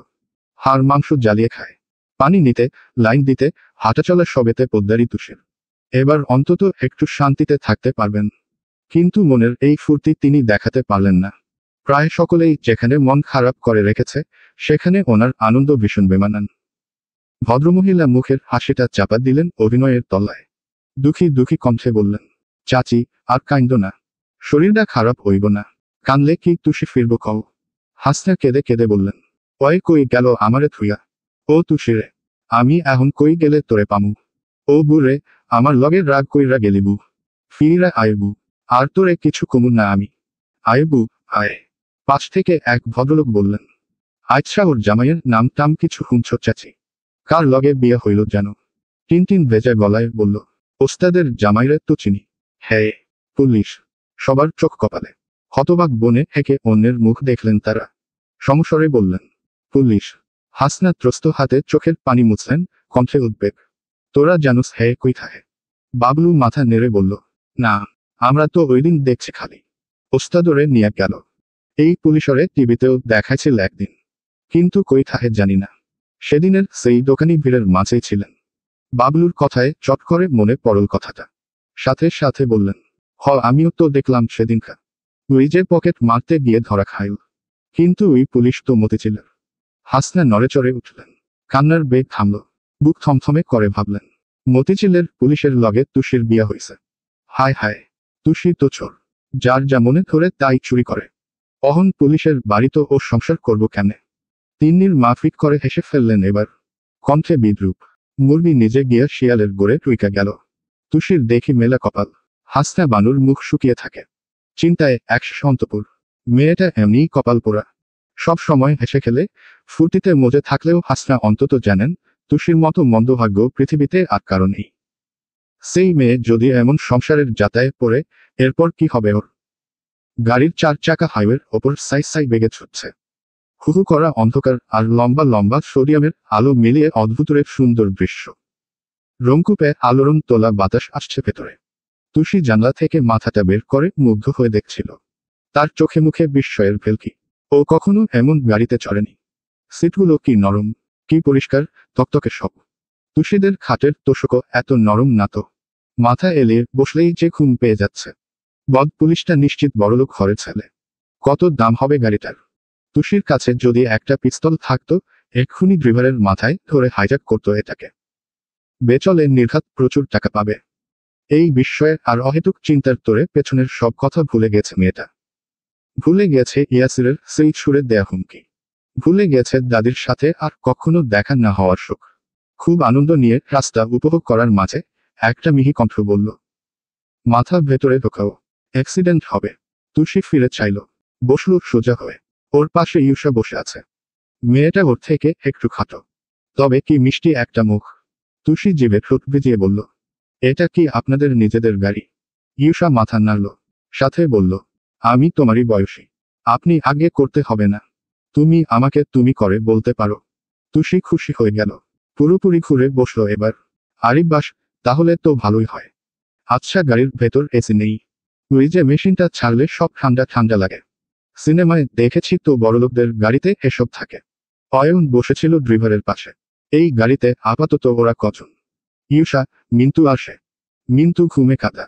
বাকিরা কেউ তুষির সাথে আসতে চায়নি, বিশেষ করে ইয়াসির। তখন তুষিকে গাড়ির মধ্যে ছুঁড়ে রেখে গেলেও সে অন্য গাড়িতে গিয়ে উঠেছে। তুষির শেষ কথা শুনে চট করে পিছু ফিরল অয়ন। মেয়েটার দুঠোঁটে হাসির ফোয়ারা, আগ্রহ চোখে মুখে। কান্না তো দূর, সামান্য একটু চিন্তা, বেদনা, অস্থিরতা কিচ্ছুটি নেই। উল্টে সব বাদ দিয়ে হেসির চিন্তা করছে। অয়ন মাথা নাড়ল দুপাশে। ফিমেল পকেটমার যেমন ও আগে দেখেনি, তেমন দেখেনি তুষির মতো এমন শক্তপোক্ত মেয়েকে। এখানে সত্যি অন্য কেউ থাকলে হেঁচকি তুলে গাড়ি ভিজিয়ে ফেলত। একই দিয়ে তৈরিকে জানে। ইউসা বলল, আছে, কিন্তু আমার সাফোকেটিং হয়, সেজন্যে জানলা খুলে রেখেছি। তুষি বুঝল না। এত কঠিন ইংরেজি ও শোনেনি তেমন। কিন্তু অর্থটাও জিজ্ঞেস করা যাবে না, তাহলেই ধরে ফেলবে ও পড়াশোনা জানে না। তবে ওর চোখ মুখ দেখেই বুঝে ফেলল ইউসা। হেসে বলল, সাফোকেটিং মানে দমবন্ধ লাগা। তুষি একটু থতমত খেল, চোখ দুটো বড় হলো কিছু। বাপরে হো, পুলিশের বোন পুলিশের মতোই চালাক। না বলতেই সব বুঝে যায়। এদের সবার সাথে বুঝে শুনে চলতে হচ্ছে তো। তুষি ফের বাইরে তাকালো। পুরোটা সময় ওকে আরো ভালো করে দেখল ইউসা। মেয়েটা ভীষণ ফর্সা, সবচেয়ে সুন্দর ওর নাক। ইউসার মতো বোচা নাক নয়, তবে ওর আর তুষির একটা আশ্চর্য মিল হলো, দুজনের একই জায়গায় তিল। এই তো নিচের ঠোঁট থেকে কয়েক ইঞ্চি নিচে। একটা আজগুবি সত্যি হলো, তুষিকে ইউসার পছন্দ হয়েছে। কেন হয়েছে, কি জন্য, এসবের কোনো কারণ নেই। মেয়েটা বেশ ছটফটে, চঞ্চল। হয়তো তাই। ইউসা হাতটা বাড়িয়ে তুষির এক হাত ধরল। ফিরল সে। অবাক হলেও হাসল দাঁত মেলে। ইউসা বলল, তোমাকে না আমার বেশ ভালো লেগেছে। তুমি এত স্ট্রং কি করে বলো তো? আবার কত সাহস তোমার, বাবা সেন্টারে লোকটাকে মারতে অবধি যাচ্ছিলে। তুষির চোখ মুখ কুচকে বসল অমনি। বিরক্ত হয়ে বলল, ওকে যদি আরেকদিন আমি পাই না, একেবারে জ্যান্ত। তারপর মাঝপথে থামল। মনে পড়েছে এমন ভাবে বলল, আচ্ছা, ওই যে আরেকটা খচ্চর মহিলা ছিল না ওখানে, ওই মহিলাটা কি ওই বদ পুলিশের মা? ইউসা চোখ পাকিয়ে বলল, হ্যাঁ আই, ওটা আমার মা। তুষি জিভ কাটে, কণ্ঠ নামিয়ে বলে, সরি সরি। ইউসা বলল, শোনো, আমার আম্মু এমনিতে একটু মেজাজি, তবে মনটা খুব ভালো। একবার যদি তোমাকে ভালোবেসে ফেলে, দেখবে খুব আদর করবে, কিন্তু এক্ষুনি তা হবে কি না জানি না। আর আমাদের বাড়িতে সবথেকে মাটির মানুষকে জানো? আমার বড় মা, মানে তোমার শাশুড়ি। বড় মা যে কি চমৎকার একজন মানুষ তুমি দেখলেই বুঝবে। তুষি বিজ্ঞের ন্যায় মাথা নাড়ল। ফিসফিস করে বলল, আর এটাকে? উনি হলেন অয়ন ভাই, সম্পর্কে তোমার দেবর। তুষি ঠোঁট গোল করে বলল, ও, বিশাল বড় দেবর। হেসে ফেলল ইউষা। জিজ্ঞেস করল, আচ্ছা, তুমি কি সত্যিই টাকার জন্য বিয়ে করেছ? তুষির মধ্যে রাখো থাক নেই। বলল ফটাফট, হ্যাঁ, কিন্তু বুঝতে পারিনি সত্যি সত্যি বিয়ে হয়ে যাবে। আমি তো আর জানতাম না কেসের ভেতরে এত বড় সুটকেস আছে। কিন্তু তোমার মুখ দেখে তো মনে হচ্ছে না বেশি দুঃখ পাচ্ছ। একটু চিন্তাও হচ্ছে না তোমার? কিসের চিন্তা? এই যে একটা অচেনা জায়গায় যাচ্ছ, কাউকে চেনো না, জানো না, জীবনে কখনো দেখোনি, সেখানে হুট করে গিয়ে থাকবে কি করে? আর ভাইয়া যা রাগী, ভাইয়াকে তো চেনো না, মনে হয় না তোমার সাথে খুব একটা ভালো ব্যবহার করবে। তুষি পোড়া শ্বাস ফেলল। মনে মনে ভাবল, বদ পুলিশকে আমি আবার চিনি না, ব্যাটার শিরায় শিরায় গুন্ডামি। মুখে বলল, ব্যবহার নিয়ে আমার মাথা ব্যথা নেই, আমরা বস্তির মানুষ, ওসব মুখ ছামটা আমাদের কাছে ডাল ভাতের মতো। কিন্তু কেউ মারতে এলে সাবধান, হ্যাঁ। আমি কিন্তু কুস্তি জানি। ইউষা হতাশ শ্বাস ফেলল। তুষি এখনো বুঝতে পারছেন না ভবিতব্য কি। ঘুমের তলে পড়া মিন্টুর মাথাটা কাঁধে এনে রাখল সে। ইউষা ভেতর ভেতর দুশ্চিন্তায় ভুগছে। অয়ন ভাইও তো কেমন চুপচাপ বসে আছেন, ওনারও নিশ্চয়ই চিন্তা হচ্ছে খুব। বাড়ি পৌঁছানোর পর যে কি অপেক্ষা করছে তুষির জন্য কে জানে। দেখতে দেখতে সৈয়দ ভবনের সামনে গাড়ি এসে থামল। সবার আগে নামলো অয়ন, তারপর ইউষা। ওদের অনেক আগেই ইয়াসিররা পৌঁছে গেছে বাড়িতে। তুষি তখনও একই রকম বসে। সৈয়দ ভবনের বড় বড় দেওয়াল দেখেই চোখ দুটো কপালে তার। মুখ থেকে বেরিয়ে এলো, এত বড় বাড়ি, দৈত্য থাকে নাকি এখানে? ইউষা বলল তখনই, কি হলো, নামো। তুষির হুঁশ এলো, দরজাটা খুলতে গেল ঠেলে ঠুলে, কিন্তু এত শক্ত, খুলছেই তো না। ওর ধাক্কাধাক্কির মাঝেই এসে খুলে দিল অয়ন। বলল হাস্যহীন, এসো। তুষি প্রসন্ন হলো খুব। এর আগে যখন পড়ে গিয়ে ব্যথা পেয়েছিল, কত সুন্দর করে ওষুধের কথা বলেছিল অয়ন। ও নেমে এসে বলল, আপনি দেখছি মানুষটা ভালো, এ বাড়িতে খারাপ শুধুই বদ পুলিশ আর ওই। মাঝপথেই তপ্ত চোখে চাইল অয়ন। তুষির কথা থামল, নিশানা থেকে বাঁচতে দেখল এদিক সেদিকে। অয়ন ড্রাইভারকে বলল, গাড়ি রেখে এসো, দারোয়ানকে বলো গেট লক করে দিতে। ভদ্রলোক মাথা নাড়লেন। তুষি চিলের নজরে চারপাশটা দেখছে। মিন্টু ঘুম ঘুম চোখে নেমে দাঁড়িয়েছে কোনো রকম। অত বড় ছেলেটা বায়না করছে কোলে ওঠার। ইউষা ধমকাচ্ছে সে নিয়ে। অয়নও ব্যস্ত। তুষি ভাবল, পালানোর এটাই মোক্ষম সুযোগ। একবার দৌড় দিলে আর কেউ ধরতে পারবে না। সবকিছু সতর্ক চোখে দেখে নিয়ে যেই পা বাড়াবে, ইউষা ফিরল তখনই। কোথায় যাচ্ছ? দরজা তো এদিকে। তুষির উত্তেজনা ফুস করে উবে যায়। পালানো আর হয় না। মুখ কালো করে বলে, কোথায় আর যাব? জাহান্নাম ছাড়া। পুরো বাড়ি সাজানো, উঠোনেও লাইটিংয়ের কোনো কমতি নেই। নতুন বউ আসার খুশিতে আত্মীয় স্বজনের ভিড় ছিল খুব। ইয়াসিরের বউ দেখতে উৎসুক তারা। অথচ সব আনন্দের রেশ মুছে গেল বউ বদলে যাওয়ার ঘটনা কানে গেলে। সেন্টার থেকে বেরিয়েই তনিমাকে সব ফোন করে জানিয়েছেন শওকত। আপাতত নিশ্চুপ সব। তুষির স্বতঃস্ফূর্ত পা জোড়া থমকে গেল চৌকাঠে দাঁড়িয়ে। ভেতরে এক গাদা মানুষ। ওকে দেখেই যাদের সব কটা চাউনি তীরের মতো এসে আছড়ে পড়ল এদিকে। তুষির চঞ্চল মুখ মিয়ে হয়ে যায়। ভরকায় কিছু। রেহনুমা খোঁচা মেরে বললেন, ওই যে এসেছেন, মহারানী। তনিমা উঠে দাঁড়ালেন। মলিন চেহারায় একবার আপাদমস্তক দেখলেন মেয়েটার। তারপর ফিরলেন শাশুড়ির পানে। জয়নবের ঠোঁটে হাসি নেই। বাড়িময় কানাঘুষা শুরু হলো। তুষিকে চোখের কোণ দিয়ে মাপছে সবাই। এসব পরিস্থিতির সম্মুখীন মেয়েটা হয়নি আগে।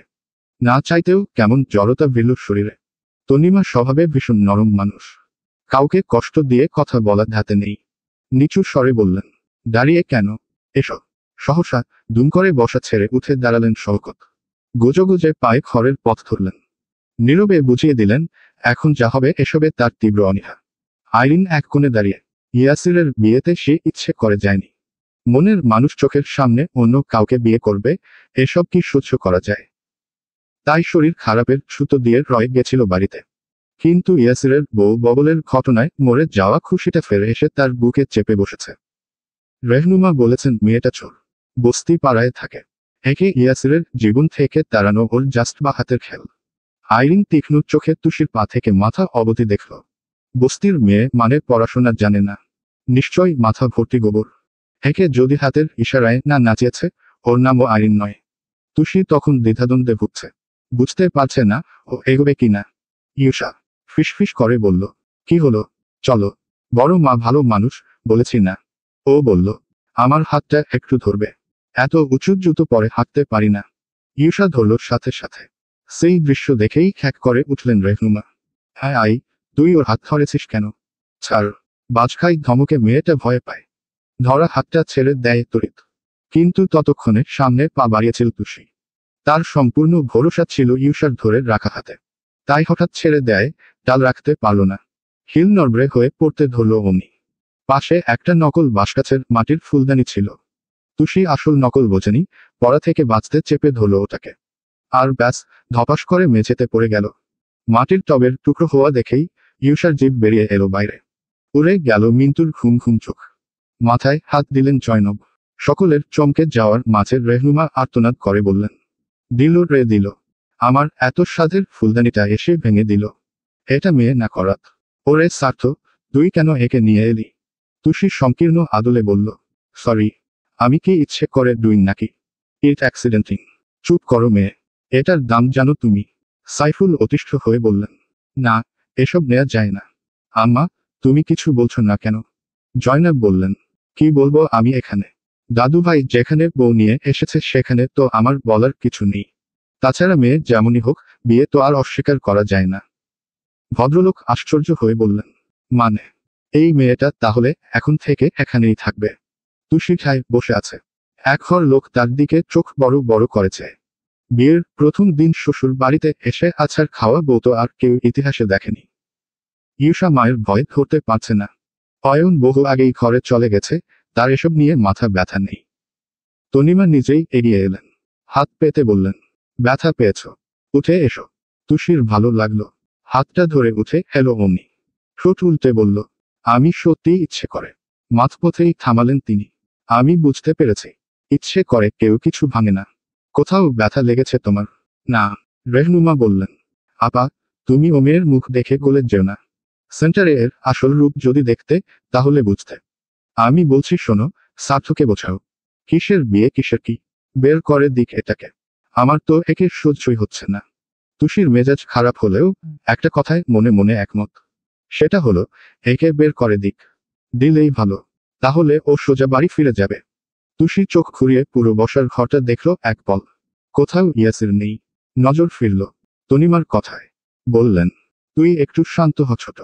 বললেই তো আর হয় না। ও কি ছিল সেসব ভুলে যা। ওর এখন একমাত্র পরিচয় ও এই সৈয়দ বাড়ির বউ। বউ মানুষকে চাইলেই তো আর বের করে দেয়া যায় না।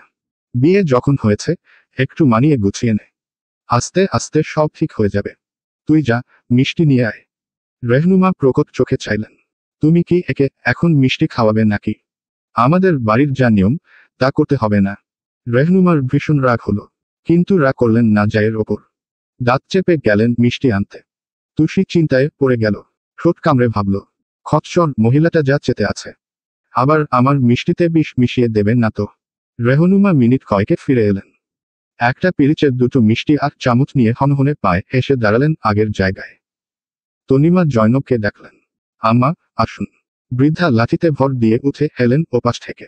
ইউষা তুষিকে ইশারা করল বসতে। তুরন্ত বসে পড়ল মেয়েটা। জয়নব ফোঁস করে শ্বাস ফেলে বললেন, দেখো মেয়ে, বিয়ে কিভাবে হয়েছে না হয়েছে আমি ওসব কথায় যাব না। আমার কাছে সব কিছুর ঊর্ধ্বে হলো তুমি আমার ইয়াসিরের বউ। এ বাড়ির সম্মান এখন তোমারও হাতে। সবকিছু সামলে সংসার করো। খেয়াল রেখ, তোমার জন্য যেন আমাদের কাউকে কখনো বেইজ্জতি হতে না হয়। আইরিন ভেঞ্চি কাটল। রেহনুমার বিরক্ত লাগলো এসব। সাইফুল আশাহত চিত্তে মাথা নেড়ে গেলেন। মা আর ভাবির এসব ভালো মানুষই নেয়া যায় না। অথচ তুষির কানে একটা কোথাও গেল না। ওহা করে জয়নবের গলার দিকে চেয়ে রইল।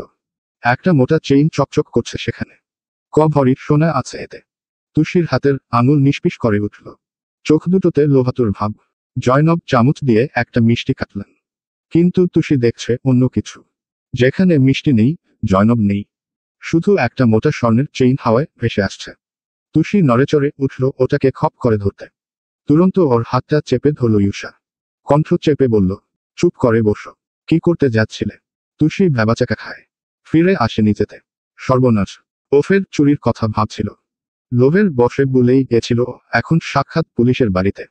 জয়নব মিষ্টি মুখের কাছে আনলেন, আচমকা হাতটায় ধাক্কা মারল কেউ একজন। চামচটা সঙ্গে সঙ্গে গিয়ে ছিটকে পড়ল মেঝেতে। চমকে উঠল সকলে। হকচকিয়ে ফিরলেন প্রৌঢ়া। ইয়াসির দাঁড়িয়েছে এসে। পরনের শেরওয়ানি পাল্টে আঁটোসাঁটো টি শার্ট পরেছে এখন। তুষির মিষ্টি খেতে ফাঁকা করা ঠোঁটটা অমনি বন্ধ হয়ে গেল। মেজাজও খারাপ হলো ভারী। ব্যাটা বদ, এমন কেউ করে? আরেকটু পরে হেলে কি হতো? তনিমা আর্তনাদ করে উঠলেন। এটা কি করলি? ইয়াসিরের কপালে ভাঁজ। ওকে মিষ্টি খাওয়াচ্ছিলে কেন? ও কি এ বাড়ির বউ?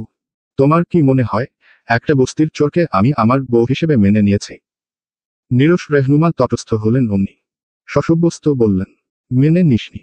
তাহলে তুই ওকে নিয়ে এলি কেন? তনিমা, জয়নব একে অন্যের মুখ দেখাদেখি করলেন। বিভ্রান্ত তারা। বৃদ্ধা খুব শান্ত গলায় বললেন, কি হয়েছে দাদু ভাই? ইয়াসির জবাব দিল না। রেহনুমাকে পাল্টা প্রশ্ন করল, এ বাড়িতে মেয়ে সার্ভেন্ট কজন ছোট মা? ভদ্রমহিলা ভরকালেন একটু। প্রশ্নের আগামাথা বুঝলেন না। তাও উত্তর দিলেন থেমে থেমে, দুজন। ইয়াসির ঘোষণা করল দরাজ স্বরে, ওদের ছুটি দিয়ে দাও। কাল থেকে বাড়ির সমস্ত কাজ এই মেয়েকে দিয়ে করাবে। তুষির চোখ বেরিয়ে এলো। উঠে দাঁড়ালো তড়াক করে। সাইফুল অবাক হয়ে বললেন, কি বলছিস স্বার্থ? তুই কি এসবের জন্য মেয়েটাকে বাড়িতে এনেছিস? কিন্তু তুই যে তখন বললি সংসারের কথা। জবাব এলো তৎক্ষণাৎ, একটা চোরের সাথে কিসের সংসার? ওকে এনেছি টাকার জন্য বিয়ে করার মজা বোঝাতে। বাই দা ওয়ে, আমার কথার যেন কোনো নচর না হয়।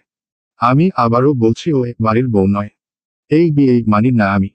তাই কেউ একে কোনো দয়া দেখাবে না। আর ছোট মা, তুমি খেয়াল রাখবে এই চোর যেন কোনোমতেই বাড়ির বাইরে যেতে না পারে। রেহনুমা প্রফুল্ল চিত্তে মাথা নাড়লেন। খুশিতে টগবগ করছেন তিনি। আইরিন ঠোঁট চেপে হাসছে। কিন্তু ইউসার মায়া হলো খুব। প্রকৃত চোখে একবার দেখল তুষিকে। সে মেয়ে স্তব্ধ, হতবাক। চোখের পাতা পড়ছে না। বিস্ময়ে শুধু হা করে রইল। ইয়াসির তক্ষুনি ফিরল তুষির দিকে। সূক্ষ্ম নেত্রে তার জ্বলন্ত অগ্নিশিখা। প্রতি কথায় ঠিক করে দিয়ে বলল, বিয়ের খুব শখ না তোমার? তারপর ঠোঁটের কোণ তুলে বক্ররেখার ন্যায় হাসল ইয়াসির। কণ্ঠের রাগ বিদ্রুপ একসাথে শোনালো, now get ready miss Tushi. ASP Yasir আবরারের খপ্পরে পড়লে কি অবস্থা হয় প্রতিদিন টের পাবে। ইয়াসির তার সিদ্ধান্তে অটল। ঘোষণা যখন দিয়েছে তখন আর নড়চড়ের উপায় নেই। কাউকে তো আর জোর করে সংসার করানো যায় না। তার কথার ওপর কেউ রা না করলেও মনে মনে অসন্তোষ হলেন জয়নব। শত হলেও বিয়েটা আসল। আল্লাহর নামে উচ্চারিত প্রতিটা কলেমা আসল। মেনে না নিলেও তুষি ওর বউ, না নিলেও বউ। সেকেলে মানুষ তিনি। বিয়ে মানি না হেনত্তান এসব কথা কোশ্চিনকালেও শুনেছেন কারো মুখে। একঘর অতিথিদের সামনে ইয়াসিরের এই রুক্ষতায় খারাপ লাগলো তার। কিন্তু টু শব্দ করলেন না। স্বভাবে ইয়াসির এমনিতে শান্ত। তবে ওই শান্ত মানুষ যখন রেগে যায় তখন তা কালবৈশাখীর চেয়েও ভয়ানক। যার নমুনা সেবার সায়ন মারা যাবার দিন প্রথম দেখেছিলেন তিনি। তখন তো ইয়াসির সামান্য শিশু ছিল। কিন্তু আজ সে পুলিশ অফিসার। এখন ক্রোধ চড়ে বসলে কতটা কি করতে পারে অভিজ্ঞ এই মাথা দিয়ে জয়নব আন্দাজ করতে পারছেন। প্রৌঢ়া আর বসলেন না। আইরিনকে বললেন, আমাকে একটু ঘরে দিয়ে এসো তো নানু। আইরিন যেতে চায়নি। এখানে এখন কত কাহিনী হবে, ও মিস করলে চলে। কিন্তু নানুর মুখের ওপরে কথা বলতে পারল না। হাতের লাঠিটায় ভর দিয়ে দাঁড়ালেন জয়নব। নরম হাতের বাহু এসে আগলে ধরল আইরিন। যেতে নিয়েও জয়নব থামলেন। আর তো চোখে দেখলেন মেহমানদের সবাইকে। কাল নিশ্চয়ই সবাই গন্তব্যে ফিরে যাবে। এরপর এই বিয়ের ঘটনা নিয়ে কতদিকে কত ভাবে চর্চা হবে কে জানে। বৃদ্ধা সিঁড়ির পথ ধরলেন। বুকে থাকা আক্ষেপটুকু গুলি দিলেন নিঃশ্বাসে। বড় আফসোস করে বললেন, আজকে তোমার মা দেশে থাকলে খুব ভালো হতো।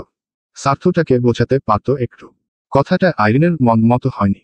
এপাশ ফিরে ভেঙচি কাতরসে। মা নেই ভালোই হয়েছে। কোনো দরকার নেই ইয়াসির ভাইকে বোঝানোর। ইয়াসির ভাই শুধু ওর হয়েই থাকবে। তবে আজকে এই বিয়ের ঘটনায় একটা তীব্র সাহস পেয়েছে আইরিন। তুষি বয়সে ওর চেয়ে ছোট। এত ছোট মেয়ে ইয়াসিরের বউ হতে পারলে ও কেন পারবে না? সেই হিসেবে ও তো আরেকটু বড়। শুধু শুধু এতদিন এসব বয়স ফয়স নিয়ে চিন্তায় মরছিল বেচারি। আইরিন পেছনে ফিরে চাইল। মুখ বোতা করে দাঁড়িয়ে থাকা তুষিকে দেখে হাসল ঠোঁট টিপে। মনে মনে ভাবল, কাল থেকে তোমার সাথে কি কি করি শুধু দেখো। এ বাড়িতে দুজন গৃহকর্মীর ভেতর একজনের নাম রেশমি। 30-এর মতো বয়স। শ্বশুর বাড়ি থেকে তাড়িয়ে দেওয়ার পর এই বাড়িতে কাজ পেয়েছিল। তাও বছর 6 আগের কথা। রেশমি রান্নাঘর থেকে উকি দিয়ে দিয়ে দেখছিল এতক্ষণ। ইয়াসিরের সব কথাই শুনেছে। কিন্তু তাড়িয়ে দেবার ব্যাপারটায় মুখখানা চুপসে গেছে ওর। এত বাড়ির মানুষগুলো ভালো, হত্যে দিয়ে কাজ করায় না, ব্যবহারও বেশ। এখন হুট করে ভাগিয়ে দিলে ও কোথায় যাবে? তার ভাবনার মধ্যেই ইয়াসির ঝট করে ফিরল এদিকে। এত ঘাবড়ে গেল মেয়েটা, রীতিমতো ছাদ করে কেঁপে উঠল বুক। ইয়াসির তর্জন দিল শান্ত স্বরে, এক কাপ কফি দিন। রেশমি সজোরে মাথা নাড়ল, চটপটে হাতে চায়ের হাঁড়ি বসালো উনুনে। ইয়াসির চুপচাপ সোফায় এসে বসল, দুপা ছড়িয়ে এক হাত রাখল হাতলের গায়ে। এ ঘরে আপাতত সাইফুল, রেহনুমা, তনিমা আর ইউসা আছে। এই মুহূর্তে আর সার্কাস বাকি নেই। রাতও বেড়েছে, ক্লান্ত মেহমানদের সকলে একে একে শুতে চলে গেল। তুষির তখন রফাদফা অবস্থা, শোকে অনুশোচনায় পুড়ে মরছে বেচারি। কোন কুক্ষণে যে গিয়েছিল ওই সেন্টারের ভেতরে, ভীষণ চিন্তায় মাথাটা ঘুরছে এখন। ও করবে কাজ, জীবনে খাওয়া আর চুরি ছাড়া তুষি কাজবাজ জানে না। দাদি তো একবার এক বাসায় কাজ করাতে নিয়েছিল, থালাবাটি ধোয়া পরিষ্কার হয় না বলে ভাগিয়ে দিল ওকে। তারপরই না তুষি চুরি করতে নেমেছে। সব সময় হেলে দুলে চুরি করে ফিরেছে, দাদি খেতে দিয়েছে ব্যাস। রাতে পা টানটান করে ঘুমিয়েছে সে। তুষির চোখ দুটো ঘুরিয়ে সব দিকে বোলাল। বিশাল বাড়ি, এর সব কাজ যদি ওকে দিয়ে করাই, ওর সেলিব্রিটি চেহারাটা থাকবে। তুষির সব রাগ গিয়ে বর্তাল মাঝারের ওপর। বিড়বিড় করে গালি দিল, শালা মাঝার, তোর কোনোদিন ভালো হবে না, শালা। সারের গুঁতো খেয়ে মরবি, শালা। গরিবের অভিশাপ কোনোদিন বাসি হয় না, শালা। মনে রাখিস। ইয়াসিরের কফি হাজির হলো মিনিট কয়েকে। খুব তাড়াহুড়ো করে হেসে দিয়ে গেল রেশমি। ছেলেটা বড্ড স্থির, তার সিদ্ধান্তে কে কি ভাবছে, কে কি বলবে ওসব নিয়ে আগ্রহ নেই।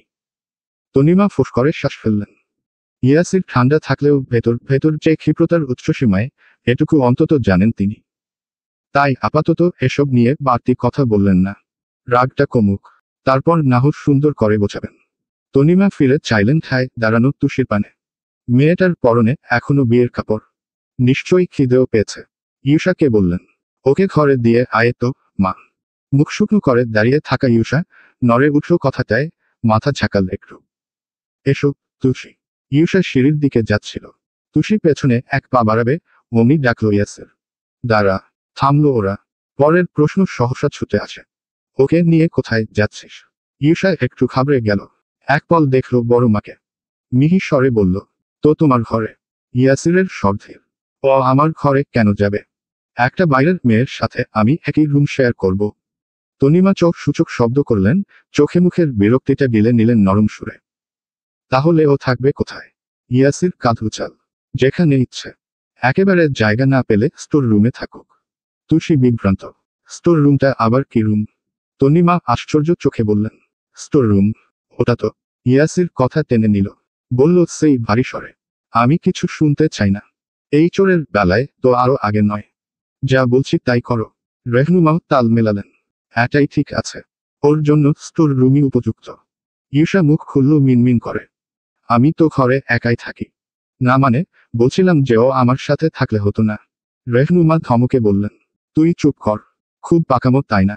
যা, নিজের ঘরে যা। ইউসা মাকে ভয় পায়, খিটখিটে স্বভাবের তিনি, অল্পতে প্রচণ্ড রেগে যান। তাই আর কথা বাড়াল না। তুষির দিকে মায়া মায়া চোখে চাইল এক পল। তুষির কপালে বোকা বোকা ভাঁজ। আহারে, ও তো বুঝতেও পারছেন না ওকে কোথায় ঘুমোতে দেয়া হবে। স্টোর রুমে যত ইঁদুর আর তেলাপোকা আছে, অত লোকেই দেশেও নেই। ততক্ষণে কফি শেষ করেছে ইয়াসির, কাপটা রেখে নিজের মতো রওনা করল ঘরে। তার পিছু নিলেন সাইফুল। রেহনুমাও আর দাঁড়ালেন না, ত্রস্ত স্টোর রুমের চাবি আনতে ছুটলেন। সুযোগটা ইউসা লুফে নেয়, ফিসফিস করে বলে, তুষি, তোমার যদি কিছু লাগে আমাকে ডেকো। 2 দোতলার 2টো ঘর পরেই আমার ঘর। কেমন? তুষি মাথা কাত করল। ইউসা চলে গেল ওপরে। মিনিট দুয়েকেই ফেরত এলেন রেহনুমা। কর্কশ গলায় বললেন, এসো। এই মেয়ে। তুষি নড়েচড়ে ওঠে, পিলপিল করে পিছু পিছু যায়। তনিমার এত খারাপ লাগলো ব্যাপারটা। স্টোর রুমের যা অবস্থা, ওখানে কিভাবে থাকবে মেয়েটাকে জানে। তিনি সোজা রান্নাঘরে ঢুকলেন। তুষি নিশ্চয় তেমন কিছু খায়নি। রেহনুমার চোখে মুখে আনন্দের দীপ্তি, মনে মনে ভীষণ মজা পাচ্ছেন তিনি। স্টোর রুমের দরজায় একটা বিশাল তালা ঝুলছিল। সেটা খুলতেই ভোগ করে ধুলো জড়ানো বাতাস ছিটকে এলো নাকে। খুকখুক করে কেশে আঁচলে নাক চাপলেন তিনি। হাত দিয়ে ঝাড়তে ঝাড়তে বললেন, বাবা, কি ধুলো। তুষির নজর তখন ভেতরে, কৌতূহলে পাশ কাটিয়ে ঢুকলো তাড়াতাড়ি। বিরাট বড় ঘর, চারপাশে ফার্নিচার স্ক্রুপ করে রাখা, মাকড়সার বাসা দিয়ে ভরতি দেওয়াল, এখানে ওখানে ধুলো ময়লা দিয়ে যাতা একেবারে। রেহনুমা ছুঁড়ে ছুঁড়ে বললেন, এখন থেকে এটা তোমার ঘর। তুষি বড় হয়েছে বস্তিতে, নোংরা কাদামাটি, সাথে পরিবেশের সঙ্গে টিনের সেই খুপড়ির কাছে এটা বহুকাংশে বড়। পায়ের তলায় টাইলসও আছে। তুষির বেশ লাগলো, হাসি হাসি মুখ করে বলল, হ্যাঁ আর আমি একা লিভ করব। তো এখানে মরতে কে আসবে আর? যে যেমন তার ঘরও তেমন। তুষির কণ্ঠে স্ফূর্তি, আরিব্বাস, তাহলে তো দারুণ হবে। বিগ হোম, বিগ জানালা। রেহনুমা নাক কুচকে ভাবলেন। স্টোর রুম দেখে খুশি হয়ে গেল। ইয়াসিরের ঘর দেখলে বলতো কি তাহলে? যাক গে, খুশি হলে হোক। ওনার কি? থমথমে গলায় বললেন, ঘর নিজের মতো ঝেড়ে মুছে নাও। আমি যাই বাপু, রাত হয়েছে শোবো। ভদ্রমহিলা বিদায় নিলেন। তুষি মাথা চুলকাল, সত্যিই অনেক ধুলো। কি থেকে কি করবে? ক্লান্তও লাগছে। সেই বিকেলের পর কিছু খায়নি। ফার্নিচারের মধ্যে একটা খাট রাখা, তবে পাল্লা জুড়তে হবে। তুষি ওসব একা পারবে না। ও জানেও নাকি থেকে কিসের জোড়া লাগাতে হয়। তাই মাথা থেকে ওড়নাটা খুলে দড়ির মতো পাক দিল। আপাতত মেঝেটা ঝেড়ে শুতে পারলেই চলবে। এর মাঝেই খাবার নিয়ে ঢুকলেন তনিমা। পায়ের শব্দে চাইল তুষি। কথাবার্তার আগেই চোখ পড়ল সোজা হাতের থালায়। খাবার। জিভ দিয়ে ঠোঁটটা চেটে নিল তুষি। ত্রস্ত এসে দাঁড়ালো ওনার সামনে। ফরমাই। তনিমা হাসলেন। হ্যাঁ। তুষি একরকম ছু মেরে নিল। এপাশে এসে মেঝেতে বসল আসন করে। ভাতের সাথে রোস্ট, গরুর মাংস, এক পিস মাছ সাজিয়ে গুছিয়ে এনেছেন তনিমা। তুষি অধৈর্য হাতটা ডোবাতে গেলেই কবজি চেপে ধরলেন তিনি। হাতটা তো ধমে। তুষি কাঁধ উচাল। আমারই তো হাত। খায় না। কি হবে? ছি, কি নোংরা কথা। দেখি হাতটা বাড়াও। বাটি পেতে গ্লাসের জল দিয়ে হাতটা ধুয়ে দিলেন তিনি। তুষির দাদির কথা মনে পড়ে গেল। দাদিও তো কত যত্ন করে খাওয়ায় ওকে। আচ্ছা, ওকে না পেয়ে দাদি কি করছে এখন? চিন্তায় ঘুমোতে পারছে তো। কি হলো? খাও। হু। হ্যাঁ। তুষি ভাতে হাত দিল। এক লোকমা খেতেই পেটের নাড়িভুড়িও জানান দিল ওর প্রচণ্ড খিদে পেয়েছে। গপগপ করে খেল তুষি। পুরো সময় তনিমা ওকে মন ভরে দেখলেন। একদম কাটা কাটা নিখুঁত একটা চেহারা। চোখ, ঠোঁট সবই সুন্দর। ভ্রুজোড়া ক্যানভাসের মতো। ফর্সা খুব। বস্তির জায়গায় একটু ভালো ঘর পেলে আরও সুন্দর লাগতো বোধ হয়। জিজ্ঞেস করলেন রয়সয়, তোমার বাড়িতে কে কে আছে? তুষি রোস্ট তুলে কামড় বসায়। ওভাবেই বলে, দাদি। আর তোমার বাবা মা? নেই। ওহ। তোমার দাদি কি করে? লোকের বাসায় কাজ করে। প্রতি বাড়িতে দুটো করে কাজ। তুমি বুঝি চুরি করতে? তুষি মাথা নাড়ল দুপাশে। না, পকেট কাটতাম। একই তো হলো। তুষির খাওয়া থামল। চাইল ক্লান্ত চোখে। চোর আর পকেটমার এক না, এটাও আর কতজনকে কতভাবে বোঝাবে। কিন্তু মেয়েটা আজ যুক্তি দিতে গেল না। চুপচাপ খেতে নিল ফের। তনিম মাথায় হাত রাখলেন তখনই। কোমল সুরে বললেন, তুমি কিন্তু ইয়াসিরের কথায় কিছু মনে করো না। ওর রাগটা কমলেই তোমাকে ঘরে নিয়ে যাবে। তুষি হুহা করল না। তার এসবে আগ্রহ নেই। ইয়াসিরের ঘরে যাবে কি মশা মারতে? অনিচ্ছায় মাথাটা নাড়ল তাও। এইটুকু সময়ে ও বুঝতে পেরেছে তনিমা বেশ ভালো মানুষ।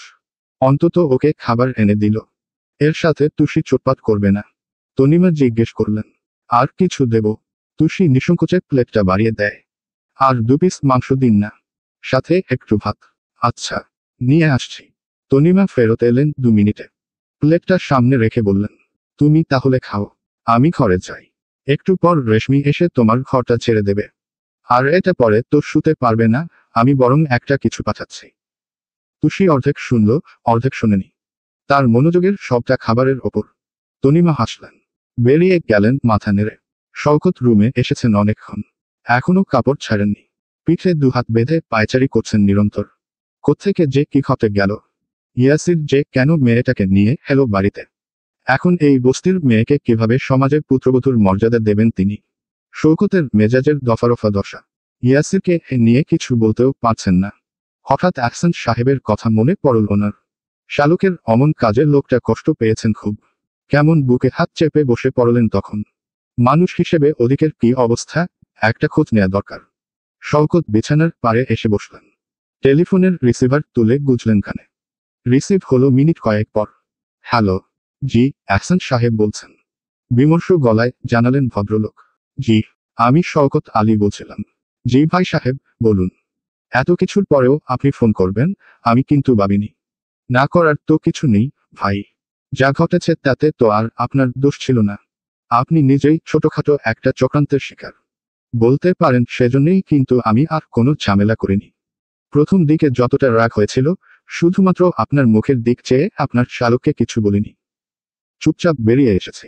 আহসান চুপ করে রইলেন। এতগুলো কথার পিঠে যুক্তিসঙ্গত উত্তর না পেয়ে কপালে ভাঁজ ফেললেন শওকত। শুধালেন, কিছু হয়েছে আহসান সাহেব? সময় নিয়ে উত্তর দিলেন তিনি। বাড়িতে পুলিশ এসেছিল ভাই। মাঝহারকে নিয়ে গেছে। শওকত যেন আকাশ থেকে পড়লেন। পুলিশ? কেন? ইয়াসির পাঠিয়েছে। লোক ঠকানোর মামলা দিয়েছে মাঝহারের নামে। শওকত চমকে উঠলেন দ্বিতীয় দফায়। কি বলছেনটা কি?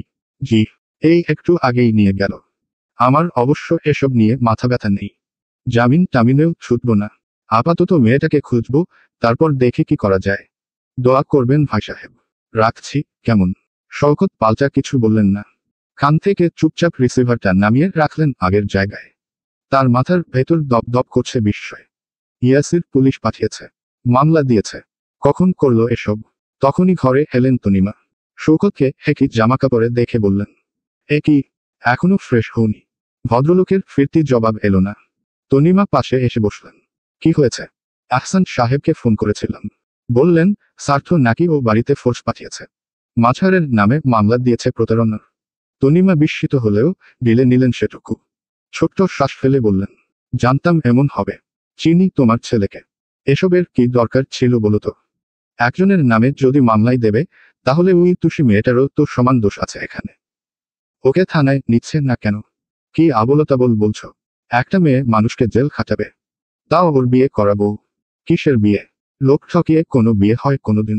আসলে দেখেছে মেয়েটা দেখতে ভালো, নিয়ে এসেছে বউ বানিয়ে। তনিমা হেসে ফেললেন। বিদ্রুপ করে বললেন, বাবা হয়ে এতদিনে এই চিনলে ওকে? তোমার ছেলে সংসার করতে আনেনি, এনেছে মেয়েটাকে শিক্ষা দিতে। কে জানে কিসের শোধ নিচ্ছে। নিচে তো ছিলেন না এতক্ষণ, থাকলে শুনতে। শওকত ভ্রু গুছিয়ে ফিরলেন। নড়েচড়ে বসলেন এইবার। কি হয়েছে বলো তো? তনিমা বললেন সবটা। শুনেই চোখজোড়া কপাল ছুলো তার। হ্যাঁ, এত কিছু ঘটে গেছে, আমি তো কিছুই টের পেলাম না। তনিমা নিরস গলায় বললেন, আমার এসব কিছুই ভালো লাগছে না। শুধু শুধু মেয়েটাকে এখানে আটকে রেখে এমন করাটা কি খুব দরকারি? সেসব তোমার ছেলেই ভালো জানবে। যাক গে, তুমি আবার এসবের মাঝে ঢুকতে যেও না।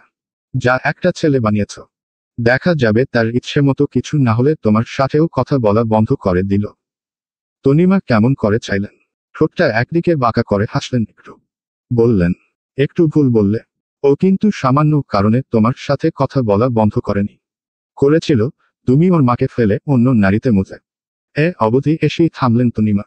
ভেজা কণ্ঠের রাশ টেনে বললেন, থাকো সব পুরনো কথা না তোলাই ভালো। যাও, ফ্রেশ হয়ে এসো। তনিমা হাত চালালেন বালিশ গোছাতে। কিন্তু শওকত আর সহজ হতে পারলেন না। রাতের সবটুকু অন্ধকার সারা মুখে ছড়িয়ে পড়ল। অতীত নিয়ে এমন তীক্ষ্ণ খোঁচা সরাসরি এসে বিঁধল বুকের খাঁচে। সেই যুবক বয়সে করা একটা ভুল এখন সারা জীবন বইতে হবে। একটা তোষক, বালিশ আর কাঁথা দেয়া হয়েছে তুষির ঘুমানোর জন্য। সেসব ফ্লোরে সুন্দর করে বিছিয়েছে সে। আপাতত রাতটা কাটুক। দিনের আলোতে ঘরটাকে আরেকটু ঝালাই করবে না হয়। তবে তুষির বিপত্তি বাঁধল অন্য কিছুতে। রাতে পরার জন্য তনিমা একটি সুতির শাড়ি পাঠিয়েছেন, যেটা রুম ছাড়তে এসে মাত্রই দিয়ে গেছে রেশমি। আর সেই শাড়ি নিয়ে হতাশ চিত্তে বসে আছে তুষি। এসব কি ও পড়তে পারে? কোন দিক দিয়ে কো প্যাচ দেয় সেটাই জানে না। এমনিতেই এমন ভারী লেহেঙ্গা পরে কতবার যে হোঁচট খেতে ধরল তার হিসেব নেই। তুষি শাড়িটা উল্টে পাল্টে দেখে রেখে দিল আবার। এ বাড়িতে কি কেউ শার্ট প্যান্ট পরে না? ওকে না হো ওসব একটা কিছু দিত। তা না। মেয়েটা ফোঁস করে শ্বাস ফেলল। সবই কপালের দোষ। এখন এই লেহেঙ্গা পরে কিভাবে ঘুমাবে? গা যেভাবে কুটকুট করছে, সারা রাত কাটাবে কি করে তুষি? তক্ষুনি মনে পড়ল ইউসার কথা। ও তো বলেছিল কিছু দরকার পরলের রুমে যেতে। ত্রস্ত উঠে দাঁড়ালো তুষি। চটপটে হাতে দরজা খুলে বেরিয়ে এলো বাইরে। বসার ঘরে নিভু নিভু ডিমবাতি জ্বলছে। সবুজাভ আলোতে স্পষ্ট সব। তুষি পা টিপে টিপে সিঁড়ির পথ ধরল। এ বাড়িতে এখন অবধি তার আতঙ্ক দুজন। একজনকে অবশ্য তুষির অতটা গায়ে লাগছে না, কিন্তু দ্বিতীয়জন, বাপরে হো। তুষি হিসেব করে করে ঠিক বাদিকের দুটো রুম পরে এসে থেমেছে। বুকখানায় অল্প স্বল্প দুরু দুরু ভাব। মন দিয়ে চাইছে এটা যেন ইউসার ঘরই হয়। ভুল করে কারো ঘরের দরজা পেটালে ওকেই না পিটিয়ে রুটি বানিয়ে ফেলে। তুষি দোয়া পড়ে আস্তে আস্তে টোকা দিল দরজায়, পাছে বেশি শব্দ না হয়। ওপাশ থেকে খুব দ্রুত খুলল সেটা। ঘুম ঘুম চোখে বেরিয়েছে ইউষা। ওকে দেখেই বলল, তুমি। ঠোঁট ফুলিয়ে স্বস্তির শ্বাস ছাড়ল তুষি। যাক, ঠিক ঘরেই এসেছে তাহলে। তৎপর হাওয়ার বেগে ভেতরে ঢুকল সে। ধৈর্যহীন বলল, you having shirt pant long? বিপদে পড়ে খামি। আই। মাঝপথেই থামিয়ে দিল ইউষা। দাঁড়াও, দাঁড়াও, আমি বাংলা বুঝি। তুমি বাংলায় বলো তুষি, কোনো সমস্যা নেই। তুষি একটু লজ্জা পেল।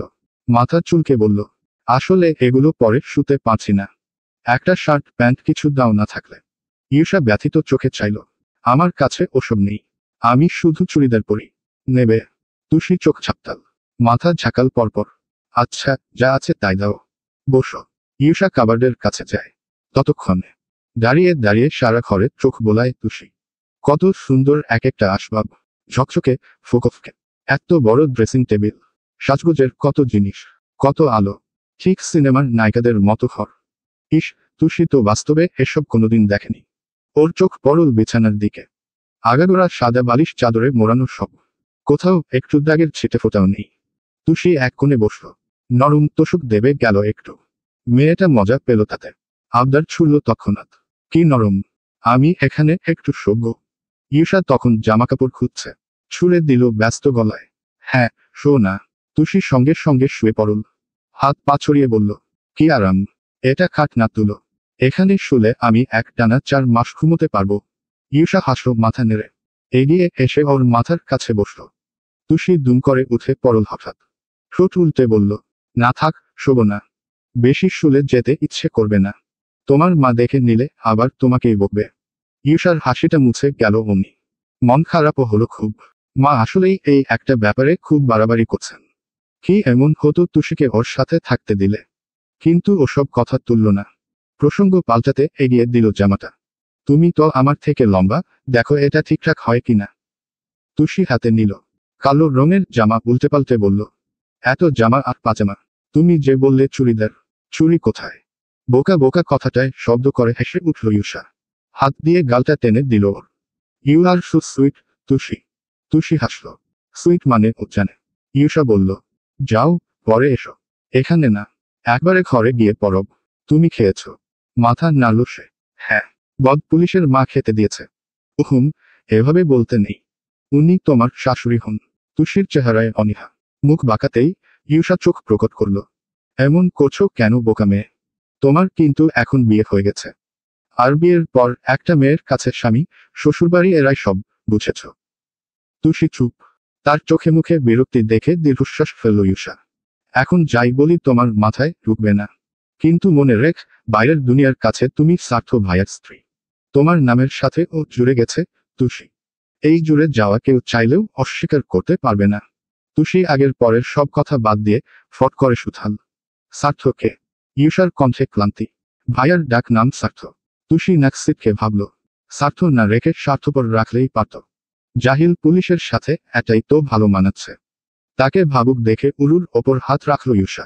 কি ভাবছ? হু, না, কিছু না। তুমি বলো কি বলছিলে?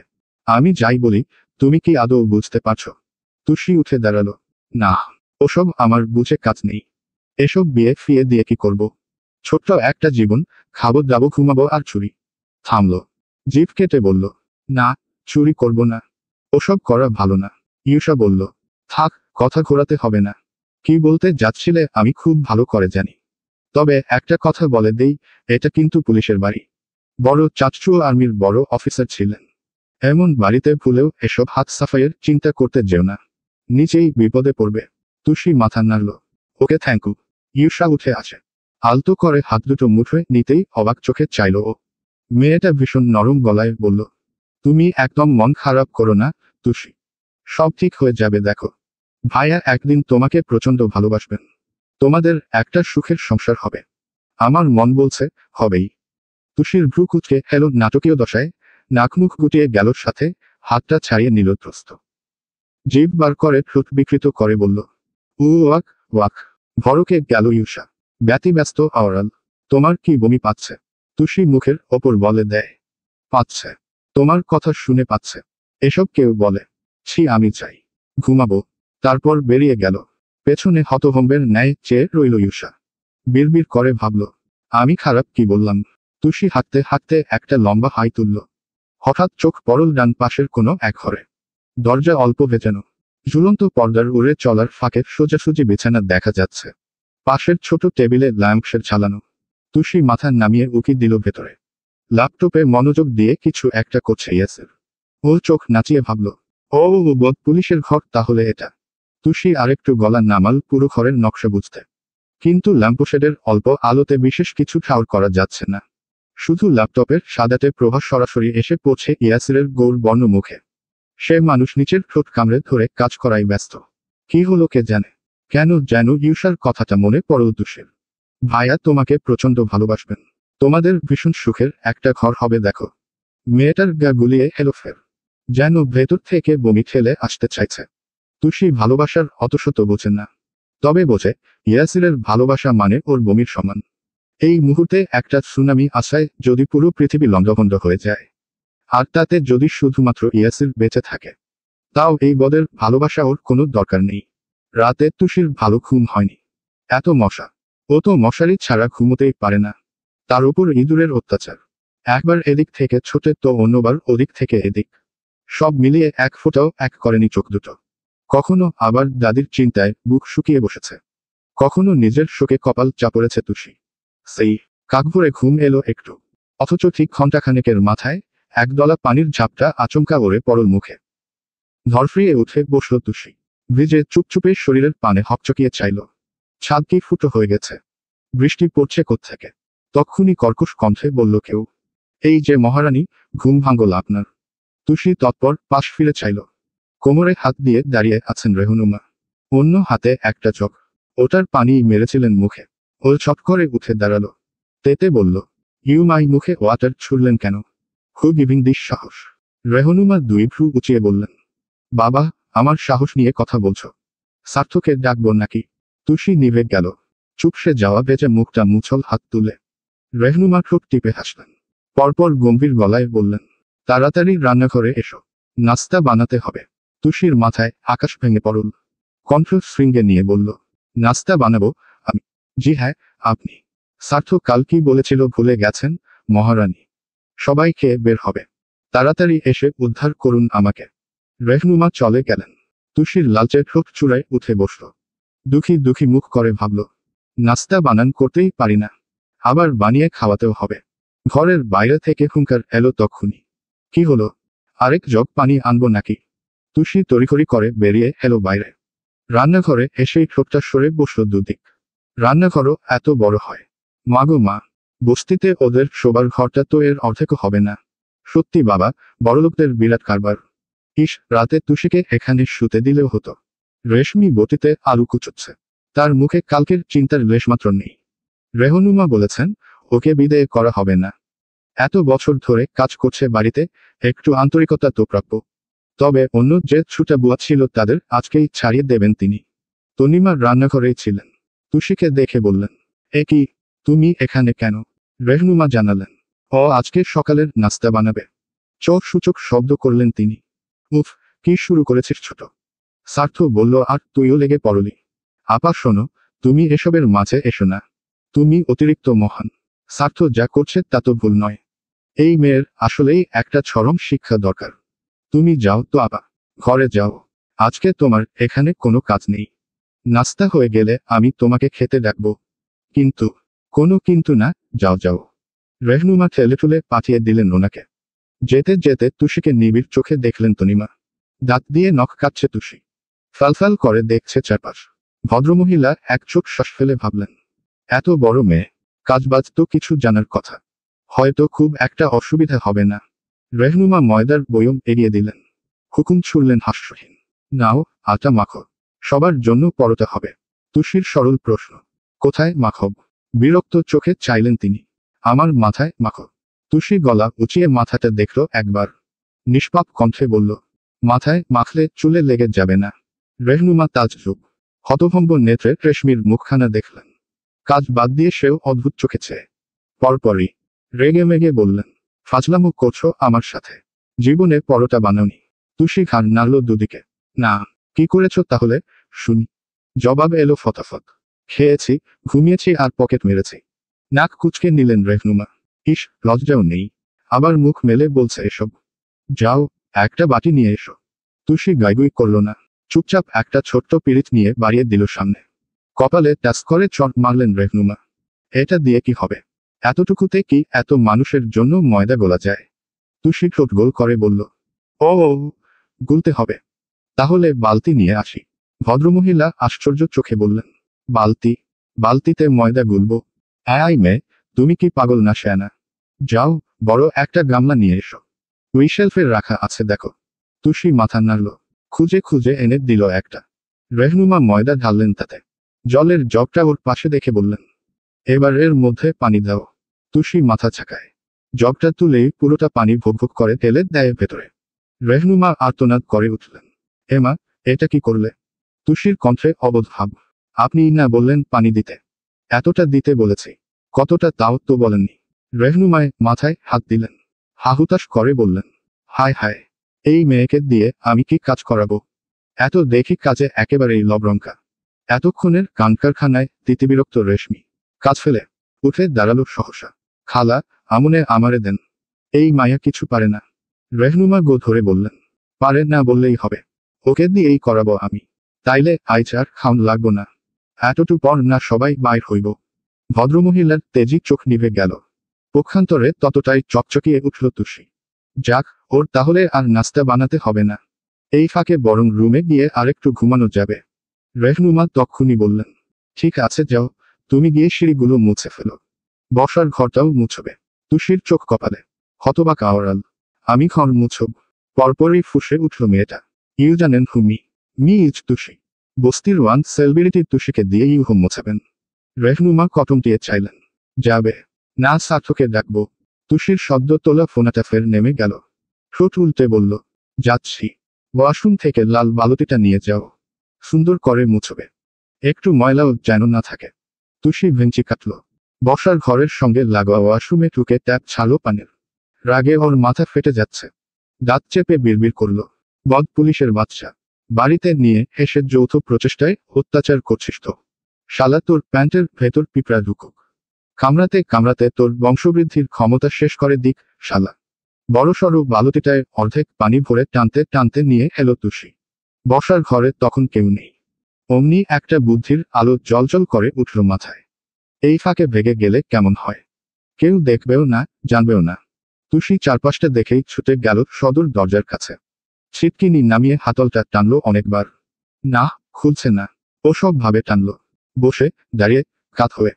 গায়ের পুরো জোর খাটালেও দরজা খোলার নাম নেই। এত শক্ত কেন? কোত্থেকে হাসির শব্দ ভেসে এলো তখনই। তুষি ঘাবড়ে গেল। ফিরে চাইল গোল চোখে। আইরিন নিচে নামছে। হাসতে হাসতে বলল, পালানোর চেষ্টা করে লাভ নেই। ওটা লক করা। ব্যাস, তুষির সমস্ত জারিজুরি শেষ। হাওয়া ছেড়ে দেওয়া বেলুনের মতো নেতিয়ে এলো মুখটা। আইরিন এসে সোফায় বসল। বলল কর্কশ গলায়, সঙ্গের মতো দাঁড়িয়ে না থেকে কাজ করো যাও। ঘরটা মুছে তারপর আমাকে এক কাপ চা দিয়ে যাবে। তুষি বিরক্ত হলেও রাগ করল না। চুপচাপ বালতির ভেতর ন্যাকড়া ডুবিয়ে মোছা শুরু করল। আইরিন চোখ ছোট করে চেয়ে রইল কিছুক্ষণ। মেয়েটাকে জ্বালানোর একটা দারুণ বুদ্ধি পেতেই উঠে গেল কোথাও। ফিরে এলো সেকেন্ড কয়েকে। পায়ে বাইরে পড়ার জুতো। বিশাল বড় ড্রয়িং রুমের মেঝেতে ছিলমিল করছে জল। দুহাঁটু গেড়ে মনোযোগ দিয়ে মুছছিল তুষি। আইরিন ক্রুর হাসল। যে জায়গাটা সবে মাত্র মুছেছে তুষি, সেই চকচকে টাইলসে জুতো পরা পা দিয়ে হেঁটে গেল তারপর। জুতোর ভারী শব্দের সাথে মুহূর্তে কাদামাটির ছাপ বসল তাতে। আইরিন কিছু দূর গিয়ে থামল। ডাকলো ওকে, এই যে, এদিকটা মোছো। তুষি ঘাট ফিরিয়ে চাইল। শব্দ পরিষ্কার করা মেঝেতে গোটা গোটা জুতোর ছাপ। আকাশ থেকে পড়ল মেয়েটা। এ বাবা, এসব কে কর? বলতে গিয়ে চোখ পড়ল আইরিনের পায়ে। সাথে মিটিমিটি হাসছে সে। তুষির মেজাজ চটে গেল। নাক ফুলিয়ে বলল, এত কষ্ট করে মুছলাম, আর তুমি ইচ্ছে করে নোংরা করলে? আইরিন বুকের সাথে দুহাত বেঁধে দাঁড়ালো। ঠোঁটের কোণ জলজল করছে চতুর্থায়। হ্যাঁ, আসলে আমি তো রাজকুমারী, নোংরা মেঝেতে আমার পরিষ্কার পা ফেলতে ইচ্ছে করে না। তুষি আর কিছু বলল না। বাধ্যের ন্যায় এসে আবার মুছল জায়গাটা। কিন্তু আইরিন দমেনি। সঙ্গে সঙ্গে আবার কয়েক পা হেঁটে গেল সে। ফের জুতোর চিহ্ন দগদগে দাগ তুলল সেথায়। তুষি চোখ বুজে শ্বাস ফেলল। খুব কষ্টে ঠান্ডা রাখল নিজেকে। আবার হাত ছড়িয়ে মুছল ওটুকু। কিন্তু আবার জুতো পরে হেঁটে গেল আইরিন। এবার আর চুপ থাকা গেল না। দুম করে উঠে দাঁড়ালো তুষি। কটমটিয়ে বলল, কি শুরু করেছ তুমি? ঘর ময়লা করছো কেন? আইরিনের স্বর রুক্ষ। চিবিয়ে চিবিয়ে বলল, সে কৈফিয়ত কি তোমাকে দিতে হবে? এটা আমাদের বাড়ি। জুতো পরব কি পরব না, সেসব আমি বুঝবো। আমি মালকিন, আর তুমি কাজের মেয়ে। যতবার ময়লা করব ততবার মুছবে। তুষির মুখটা থুম মেরে গেল। ঘোর অমানিসায় ছেয়ে এলো সবটা। পরপরই ঠোঁট বেঁকিয়ে হাসল সে। ওই হাসার মানে আইরিন বোঝেনি। ততক্ষণে তার নজরে পড়ল তক্তকে সিঁড়িটা। তুষি একটু আগেই মুছেছে এসব। ও ছটপট কয়েক পা এগুলো নোংরা করবে বলে আচমকা পিছু ডাকল তুষি। এই যে, রাজকুমারী। আইরিন থামে, ফিরে চায়। তুরন্ত নোংরা জল ভর্তি বালতিটা তুলেই চোপাত করে ওর গায়ে এলে দিল তুষি। মেয়েটা হকচকাল, স্তব্ধ হলো। জড়বুদ্ধির ন্যায় নিজেকে দেখল একবার। সারা শরীর ময়লা পানি দিয়ে চুপচুপে দশা। এতক্ষণ তুষি যে জল দিয়ে ঘর মুছেছে, সেই সবটা তার শরীরে। তুষি দুহাত ছেড়ে বলল, নাও, তোমার পরিষ্কার পায়ের মতো শরীরটাও পরিষ্কার করে দিলাম। আশা করছি আত্মাটাও ধুয়ে যাবে এবার। হুঁশ ফিরতেই আর্তনাদ করে উঠল আইরিন। এটা কি করলে? আমার চুল, আমার জামা। হুহা করে হেসে উঠল তুষি। মাথা ঝাঁকিয়ে ঝাঁকিয়ে বলল, আমার পেছনে লাগা। আমি কি জিনিস তুমি জানো? মজা বোঝো এখন। আইরিন চিরবির করে উঠল। চেঁচিয়ে বলল, ছোট লোক, অসভ্য মেয়ে কোথাকার। তোমাকে আমি। বলতে বলতে তেরে হেলো কয়েক পা। তক্ষুনি ছুটে এলো এক নিম্নভার স্বর। কি হচ্ছে এখানে? তড়িৎ থামল সে। থামল তুষির হাসিটাও। ইয়াসিরকে দেখেই গুটিয়ে গেল একটু। সিঁড়ির শেষ ধাপে এসে দাঁড়িয়েছে মানুষটা। আইরিন নালিশ করার একটা জব্বর সুযোগ পেল। প্রস্তবেগে গিয়েই থামল ওর সামনে। কাদো কাদো কণ্ঠে বলল, দেখুন না ভাইয়া, এই বস্তির মেয়েটা আমাকে নোংরা জল দিয়ে ভিজিয়ে দিয়েছে। আমার জামাকাপড়ের কি অবস্থা করেছে একবার দেখুন। ইয়াসির এক পল চেয়েই চোখ সরিয়ে ফেলল। আইরিনের গায়ে টুপিসের গেঞ্জি সেট। ভিজে যাওয়ায় একদম শরীরে সেটে গেছে। পরপর ঠান্ডা নজর তাক করে তুষির দিকে ফেলল সে। তড়িৎ মাথা নুয়ে নিল মেয়েটা। ভেতর ভেতর শঙ্কা জাগল খুব। শাকচুন্নিটা বোধ হয় বদ পুলিশের বোন হবে। এই রে, পুলিশের বোনের গায়ে নোংরা জল ছেটাল। এ নিয়ে এখন আবার ওকে কোনো শাস্তি না দিলেই হয়। তুষির মাথা নত, চোখ দুটো চকচকে টাইলসে। খড়খড়ে কাঠের ন্যায় শুকিয়ে বসেছে মুখখানা। ভেতর ভেতর মানসিক প্রস্তুতির একটা প্রখর দ্বিধাদ্বন্দ্বে বেচারি। ইয়াসির তো ওকে দু চোখে দেখতে পারে না। কাল যা যা বলে গেছিল, তারপর তুষির হিসেব নিকেশ এটুকু অন্তত বুঝেছে। বদ পুলিশের বরফ দুটো চোখে ও হলো গুরু গুরু বালি। সে মানুষ এখন নিজের বোনের দোষ যে দেখবে না, সে তো জানা কথাই। না, সব অন্যায় ওই হবে। ওই হবে আসামি। একটা বিস্তর শাস্তির প্রস্তুতি মনে মনে নিয়ে তুষি দীর্ঘশ্বাস ফেলল। মনোযোগ দিয়ে ভাবতে বসো, এখন ওকে ঠিক কি সাজা দিতে পারে। তার ভাবনার ইতি ঘটল ইয়াসিরের কথায়। খুব শান্তভাবে বলল, কি হয়েছে? আইরিন উত্তেজিত। শরীরের রক্ত টকবক করছে রাগে। ক্ষুব্ধ চিত্তে বলল, এই মেয়ের আপনি একটা বিচার করুন, ভাইয়া। আমাদের বাড়িতে বসে আমার সাথে বেয়াদবি করছে। সবে মাত্র ফ্রেশ হয়ে এসেছিলাম আমি, আর কি করেছে দেখুন। ইয়াসির সব কথা এড়িয়ে আদেশ ছুড়ল স্পষ্টভাবে, ডোন্ট শাউট আইরিন। আমি কানে শুনতে পাই। তুমি কথা আসতে বলো। মেয়েটা একটু মিয়ে গেল। ইয়াসিরকে রাগানো যাবে না। আজ তুষিকে একটা জব্বর শাস্তি দেয়াতেই হবে। তার চেঁচামেচি শুনে রান্নাঘর থেকে বেরিয়ে এলেন রেহনুমা। ওপর থেকে তনিমা, ইউষা এমনকি মিন্টু এলো। ঘুমে জড়ানো দুটো চোখ নিয়ে কোনো মতে এসে দাঁড়ালো সে। অয়ন বাড়িতে নেই। তার ক্যাম্পেইনের তারিখ আজ থেকে শুরু। খুব ভোরে বেরিয়েছে তাই। তবে চিৎকার শুনেও বাড়ির বাকি পুরুষরা এলেন না। আর না এলেন জয়নব। তনিমা হন্তদন্ত পায়ের নিচে নেমে বললেন, কি হয়েছে? আবার কি হলো? বলতে বলতে চোখ পড়ল চোরের মতো চেহারা বানানো তুষির ওপর। অল্প স্বল্প শঙ্কা ভিড়ল মনে। ভীত গলায় বললেন, তুমি কি কিছু করেছে তুষি? তুষি জবাব দিল না। নিশ্চুপ মেয়েটাকে দেখে যা বোঝার বুঝে ফেলল ইউষা। তার রাঙা ঠোঁট উল্টে বসল তাতে। ইস, নির্ঘাত তুষি কোনো ব্যাপার নিয়ে কেস্টেস খেয়েছে। এখন কি হবে? রেহনুমার প্রশ্নবিদ্ধ চোখচোরা দপ করে ওঠে। খোঁচা মেরে বললেন, এই তো, আপা একদিনেই তাহলে বুঝে গেলে যে এই মেয়ে সুবিধের নয়। দেখেছ, আমার কথা মিলল তো। তুষি এবার মুখ খুলল। মিনসে গলায় বলল, আমার কি দোষ? Hot do I am Irene থমকে উঠল মাঝপথে। তুমি চুপ করো। তোমার কথা এখানে কেউ শুনতে চায়নি। দেখো না ছোট মামি, আমি এখানে চুপচাপ বসেছিলাম। ও কাজে এত ফাঁকিবাজি করছিল দেখে একবার শুধু বললাম যে ওদিকটা মোছো, তাতে আমার গায়ে নোংরা জল ঢেলে দিল। কত বড় অসভ্য একবার ভাবো। রেহনুমা তেতে উঠলেন। কি, এত বড় সাহস? আমাদের বাড়ির মেয়ের সঙ্গে অভদ্রতা! তুষি যেন আকাশ থেকে পড়ল। হা করে বলল, কি মিথ্যুক মেয়ে গো তুমি! তুমিই তো আমার মুখ। ফের কথা কেড়ে নিল আইরিন। আবার কথা বলছো? তোমাকে চুপ থাকতে বলা হয়েছে না?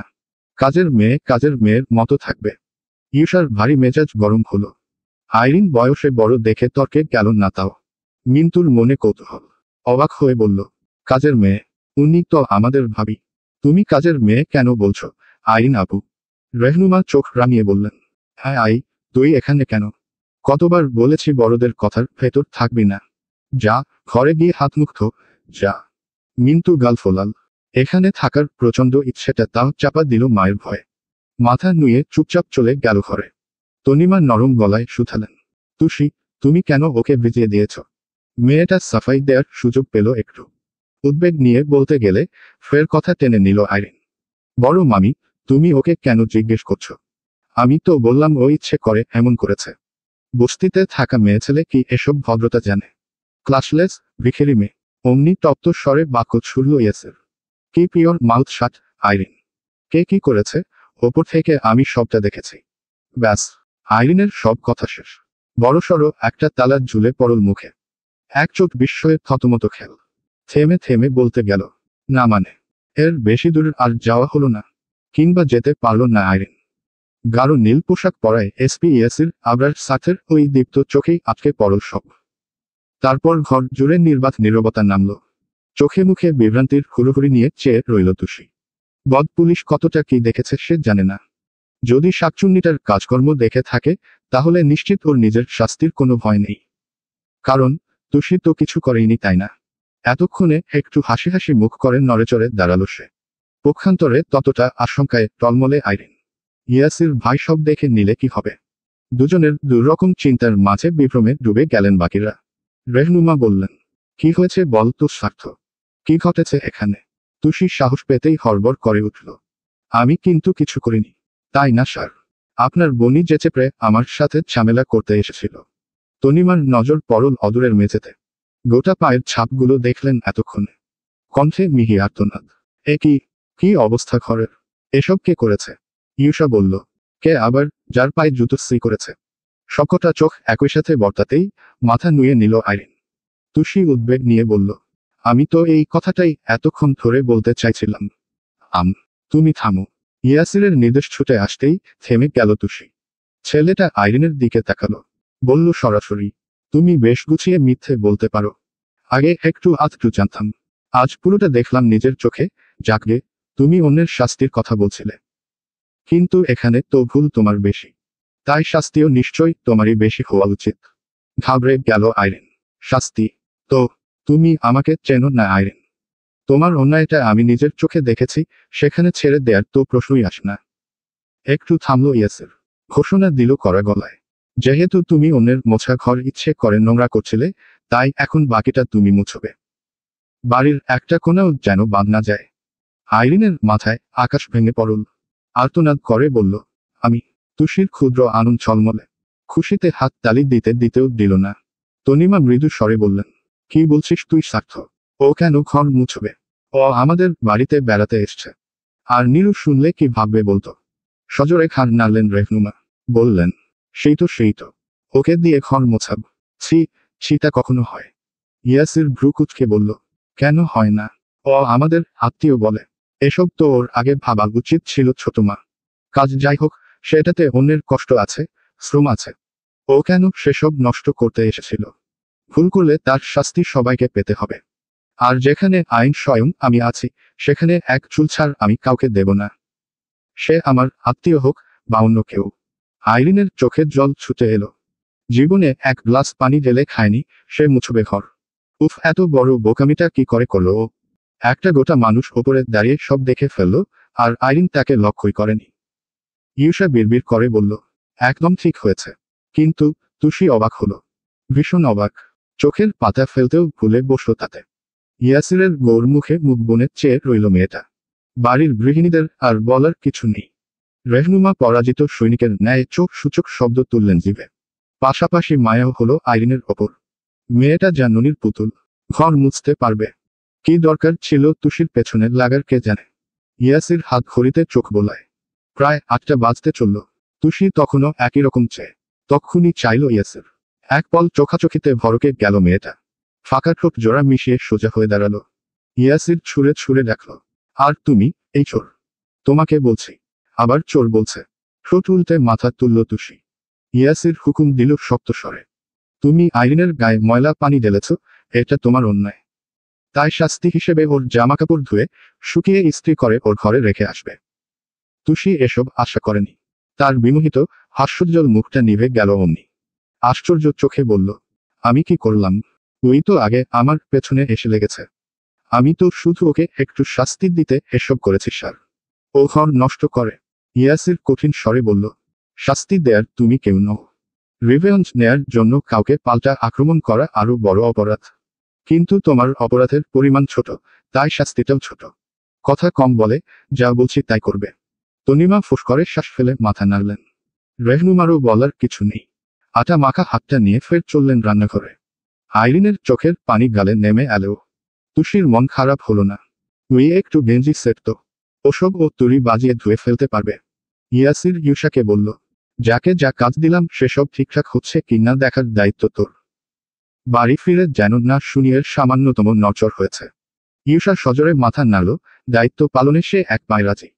নিজের মতো বলে দিয়ে ঘর ছাড়ল ইয়াসির। তুষি কিছুক্ষণ চেয়ে রইল সেদিকে। মেয়েটার মৃগনয়নের কোণে হয়তো কিছু মুগ্ধতার দেখা মিলেছে। লালচে ঠোঁট সরল একটুখানি। এক চোখ শ্বাস টেনে ভাবল, না, যতটা বদ বলেছিলাম অতটাও না। একটু একটু ভালো আছে। ইয়াসির থানায় ঢুকতেই ফরকে গেল কিছু। প্রতিদিন যারা সালাম ঠুকতে দাঁড়িয়ে যায়, আজ তারা গোল গোল চোখে দেখছে তাকে। যেন বিশ্বব্রহ্মাণ্ডে এমন অদ্ভুত প্রাণী আগে দেখা যায়নি।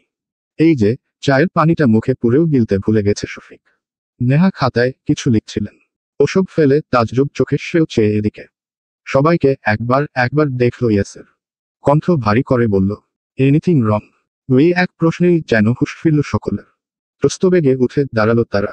কপালে 4 আঙুল ঠেকিয়ে বলল, sir, good morning sir. Yasir তার ভরকানো ভাব লুকিয়ে ফেলল কঠোর ব্যক্তিত্বের নিচে। একটু মাথা নেড়ে ঢুকে গেল কামরায়। এতক্ষণে কথা বলার সুযোগ পেতেই এগিয়ে এলেন শফিক। ফিসফিস করে বললেন, কি ব্যাপার বলুন তো, মিস নেহা? কাল বিয়ে করে আজ থানায়? জানি না স্যার। আপনি বিয়েতে যাননি? না, আপনার ভাবির কাল জ্বর এসেছিল। অনেক শখ করেছিল স্যারের বিয়েতে যাবার। ওর জন্য আমিও চাইনি। আপনিও কি জাননি? গিয়েছিলাম, তবে শেষ অবধি থাকিনি। অনেক দূরের পথ, তাড়াতাড়ি ফিরতে হবে বলে গিফট দিয়ে খেয়েই চলে এসেছি। স্যারের বউ এত বড় ঘোমটা দিয়ে বসেছিল কি বলবো। তাই নাকি? কেন? আজকাল বিয়েতে এরকম ঘোমটা তো রেয়ার। ভেতরে কোনো গল্প আছে নাকি? নেহা মাথা নাড়লেন। জানি না, ছুটি নিয়েও স্যার আজ অফিসে যখন, বোধ হয় কিছু আছে। আমাদের দুজনকে ছাড়া স্যার তো আর কাউকেই ইনভাইট করেননি। কাউকে যে জিজ্ঞেস করব, তাও হবে না। শফিক মাথা নাড়ল। পারিবারিক বিয়ে তো। আমি স্যারের সাথে সব সময় কেস ফাইল করি দেখে আমাদের এড়িয়ে যেতে পারেননি। সে জাগে, স্যারকে কি জিজ্ঞেস করব কিছু? পরপর নিজেই খাট ঝাঁকিয়ে বললেন, না না থাক। স্যারের যা মেজাজ, দরকার নেই। ওনার বিয়ে, ওনার ডিউটি, আমার কি? নেহাও একমত। মাথা নাড়লেন সহসা। তবে মুখে আমাদের কি বললেও শফিকের আগ্রহ গেল না। বিয়ের জন্য ইয়াসির ছুটি নিয়েছে। তাহলে আজকে ডিউটিতে আসবে কেন? অন্তত বৌভাত অবধিও তো বাসায় থাকার কথা। ব্যাপারটা জানতে হচ্ছে তো। ইয়াসির নিজের কক্ষে এসেই নাস্তার অর্ডার দিল প্রথমে। সাথে 1 কাপ কফি। ইদানিং সকালেই এত চোডার রোদ পড়ে। এর মধ্যেই মাথা ধরে গেছে। 2 ভ্রুয়ের মাঝে আঙুল বুলিয়ে চেয়ারে পিঠ রাখল সে। নিশ্চয়ই ওর বিয়ের পরদিনই থানায় আসা নিয়ে বাইরে কানাঘুষা হচ্ছে। হওয়ারই কথা। ও নিজেও কি ভেবেছিল একটা ঘটনায় জীবনের মোড় এমন আশ্চর্যরকম বদলে যাবে। রাস্তার একটা ছিচকেচরের সঙ্গে বিয়ে হবে ওর। শফিক আর নেহাকে তো কার্ড দিয়েছে ইয়াসির। ওরা কি বিয়ে অ্যাটেন্ড করেনি? করলে তো সব জানার কথা। ভাবতে গিয়েও ইয়াসির ঘাট সোজা করল। জানলে জানবে, হু কেয়ার্স। তক্ষুনি দরজায় এসে দাঁড়ালো শফিক। খুব ব্যস্ত স্বরে জানালো, স্যার, এক বৃদ্ধা আপনার সাথে দেখা করতে চাইছেন। মানে কান্নাকাটি করছেন খুব। দেখা করা নাকি ভীষণ জরুরি? কি করব? ও বলল, ডাকো। শফিক চলে গেল। একটু পরেই এসে দাঁড়ালেন হাসনা। সাথে টিনটিনও আছে। ভেজা চোখের সাথে ঘামে সিক্ত মুখটা আঁচল তুলে মুছলেন তিনি। জীবনে কোনোদিন থানার পাশ মারাননি। সেখানে আজ স্বয়ং এক অফিসারের সামনে এসে থেমেছেন। ইয়াসির বলল, ভেতরে আসুন। ধীরুজ পায়ে ঢুকলেন তিনি। ঢোক গিলতেই প্রশ্ন করল ও, বসুন। বলুন, কি সমস্যা? হাসনা বসলেন না। পাল্টা প্রশ্ন করলেন নিভু গলায়, তুষির লগে কি আপনার বিয়ে হয়েছে স্যার? অনাকাঙ্ক্ষিত অপ্রত্যাশিত প্রশ্নে ইয়াসির হকচকিয়ে গেল। মসৃণ কপালে ভাঁজ বসল অমনি। তবে উত্তর সে দিল না। আর চোখে দেখল শফিককে। আদেশ ছুড়ল, রাখো থাকহীন। তুমি এখন যাও। শফিকের সব উত্তেজনায় মাটি। কিন্তু মুখের ওপর তো কিছু বলতে পারবে না। বাধ্যের মতো বের হলো তাই। ইয়াসির ভ্রু নাচাল। বসুন। হাসনা আস্তে ধীরে বসলেন। তার চাউনি উৎসুক। অনেক কাঠখড় পুড়িয়ে অনেকের থেকে খোঁজ খবর নিয়ে ইয়াসিরের হদিস পেয়েছেন তিনি। যখন গাড়ি থেকে নেমে ঢুকছিল থানায়, টিনটিন দেখেই চিনেছে। তাই তো এক বুক আশা নিয়ে এলেন এখানে। জিজ্ঞেস করলেন সাগ্রহে, আমার তুষি কেমন আছে স্যার? ইয়াসির খুব শান্তভাবে বলল, আপনার বোধ হয় কোথাও ভুল হচ্ছে। এই নামে আমি কাউকে চিনি না। হাসনা তাজ্জব হলেন। প্রত্যাশার বাতিটা ঝোড়ো বাতাসের মতো দপ করে নিভে গেল যেন। হাহাকার করে বললেন, কি কন? আমি যে শুনলাম আপনের লগে আমার নাতনির কাইল বিয়া হয়েছে। কি রে টিনটিন, তুই তো কইলি। ইয়াসির তাকাতেই ছোট্ট টিনটিন ঘাবড়ে গেল। মাথা নাড়তে গিয়েও থমকে রইল বেচারা। ইয়াসিরের চোখমুখ শান্ত, এত সাবলীল দুনিয়ায় কিচ্ছুটি নেই। যেন এই মানুষ রাগ কি মেজাজ কি জানেই না। অমন সুন্দরভাবে সুথাল। তা আপনার নাতনি কি করে? হাসনার চেহারায় অস্বস্তি। একটু সময় নিয়ে বললেন, আমরা বস্তিতে থাকি। ছোটখাটো কাম করি স্যার। কাইল হইতে আমার নাতনিরে পাইতাছি না। টিনটিন কইল, ওই নাকি দেখছে আপনাগো বিয়া হইতে। সেই আশায় সুইটটা আইছিলাম এইখানে। কিন্তু হাসনা কেঁদে ফেললেন। মলিন মুখখানা চাপলেন আঁচলে। ইয়াসির নিম্নুষ্ট দাঁতে পিষে চেয়ে রইল। এটা নিশ্চয়ই তুষির দাদি হবে। কয়েকবার দাদি দাদি নাম করে চেঁচাতে শুনেছিল মেয়েটাকে। কি চমৎকার করে নাতনির চুরির পেশা এড়িয়ে গেলেন। এক পেশে হাসল ও। তারা দেখিয়ে বলল, দেখুন, আমি তো বললাম আমি এ নামে কাউকে চিনি না। আর আপনার নাতনির সাথে আমার বিয়ে হবে এতটা খারাপ সময় হয়তো এসপি ইয়াসিরের আসেনি। উত্তর পেয়েছেন না? আপনি এবার আসতে পারেন। হাসনার আর বলার কিছু রইল না। অসহায়ের মতো চোখ মুছে কোনোরকমে সালাম দিলেন। টিনটিনের হাতটা ধরে বেরিয়ে এলেন তারপর। কিন্তু টিনটিন যেতে যেতে একবার পিছু ফিরে চাইল। ওর স্পষ্ট মনে আছে, সেন্টারে ও ইয়াসিরকেই দেখেছিল। তুষিও ছিল পাশে। তাহলে এই পুলিশ এখন মিথ্যে বলল কেন? ইয়াসিরের নির্দেশে আইরিনকে ঘর মুছতেই হলো। সবাই যখন নাস্তা খাচ্ছিল খাবার রুমে, বিমর্ষ আদলে গোটা বাড়ি মুছল সে। শওকত, সাইফুল কেউয়ে নিয়ে কোনো কথা বললেন না। এটুকু শান্তির দরকার ছিল। অন্যের পরিশ্রম কেন নষ্ট করবে? তবে তারপর থেকে আইরিনকে আর নিচে পাওয়া যায়নি। সেই যে ঘরে গিয়ে খিল দিল, আর নামলি না। মাঝে তনিমা খাবার দিয়ে এলেন। মাথায় হাত বুলিয়ে বোঝালেন অনেক কিছু। কিন্তু আইরিনের দুঃখ কমেনি। তারপর পরই তুষি এলো ওর জামাকাপড় নিতে। মেয়েটার ঠোঁটে তখন দুষ্টু দুষ্টু হাসি। দুপিসের গেঞ্জি সেট ধুতে ওর কষ্ট হবে না। কিন্তু এত বড় বাড়ি মুছতে আইরিনের যে আজ কত জায়গায় ব্যথা করবে, সেটুকু ওর আন্দাজে আছে। আর ওই মিটিমিটি হাসতেই আইরিনের বৃক্ষতালু অবধি জ্বলে গেল রাগে। তুষির প্রস্থানপথে দাঁত পিষে চেয়ে রইল সে। ফুসতে ফুসতে ভাবল, খুব মজা নিচ্ছিস তাই না? দাঁড়া তবে, এরপর তোর এমন অবস্থা করব, ইয়াসির ভাই নিজেও টের পাবে না। বেশ রাত হয়েছে। অথচ সারাদিন তুষির খাটাখাটুনিতে শেষ। রেহনুমা এক দণ্ড জিরোতে দেননি। একটু বসতে এলেই ডেকে কাজ ধরিয়ে দিয়েছেন। তুষি আজ এতগুলো কাপড় কেচেছে। 3 বেলার গাদা গাদা থালাবাসন মেজেছে। আরও ছোট ছোট কতগুলো কাজ, তার তো হিসেবও করা যাবে না। মেয়েটার সারা শরীর টনটন করছে ব্যথায়। রেহনুমা উঠে প্রেদ লেগেছেন ওকে নাস্তানাবুদ করতে। উফ, এ মহিলা তিন্নির মায়ের চেয়েও বড় মাপের খচ্চরে। কোন জন্মের শত্রুতা মেটাচ্ছে কে জানে। তুষি ঘরে এলো। সবে রাতের খাবার শেষ করেছে সবাই। গোটা খাবার রুম গুছিয়ে তবেই ফুরসত মিলল তার। রেহনুমাকে বকাঝকা করতে করতে তুষকে গা রাখল তুষি। পায়ের গোড়ালি শুদ্ধ লাফাচ্ছে এখন। এত ব্যথা তো কুস্তি শেখার প্রথম দিনও হয়নি। উফ, ঘরের কাজে এত খাটুনি, এত কষ্ট। তুষি মাগো বলতে বলতে এপাশ ওপাশ করল। সে সময় ফের হাজির হলেন রেহনুমা। তুষি সবে চোখ বুজেছে ঘুমোবে বলে অমনি কর্কশ গলায় বললেন, আচ্ছা ফাঁকিবাজ মেয়ে তো তুমি। কি সমস্যা তোমার? একটু ছুতো পেলেই ঘরে দৌড়ে আসো কেন? তুষির বিশ্রামের দফা হতাশ শ্বাস ফেলল সাথে। এই মহিলার কি আর কোনো কাজ নেই? দিন দুনিয়ায় এমন কুচুটে ও দুটো দেখেনি। তিতিবিরক্ত চিত্তে উঠে বসল মেয়েটা। থমথম করে বলল, কি হয়েছে বলুন। আবার কি করতে হবে? কি করতে হবে মানে? ইয়াসিরের ফেরার সময় হয়েছে। যাও, ও আসার আগে ওর ঘরটা ঝেড়ে মুছে রেখে এসো। তুষি কপাল কুঁচকে বলল, সকালে না বললেন ও ঘরে না ঢুকতে? এখন তো যেতে বলছি। ইয়াসির তোমাকে ওর ঘরে ঢুকতে মানা করেছিল। এখন রেশমি ব্যস্ত, তাই ওর কাজ তুমি করে দিয়ে এসো। তুষি দুই গাল ফুলিয়ে বিরক্তি ছাড়ল। উঠে দাঁড়াতেই রেহনুমা সতর্ক বাণী ছুড়লেন, খবরদার, ঘরের কোনো জিনিসে কিন্তু হাত দেবে না। তুষি ততক্ষণে হাঁটা ধরেছে। কথাটা শুনেও গতির বেগ থামল না। ভেঞ্চি কেটে ভাবল, কি এমন আছে পুলিশের ঘরে? বন্দুক আর ওই ট্যানার মতো ইউনিফর্ম ছাড়া? ছোঁয়া তো দূর, ওসব তুষি ফিরেও দেখেন না হোক। কিন্তু ঘটনা ঘটল উল্টোটা।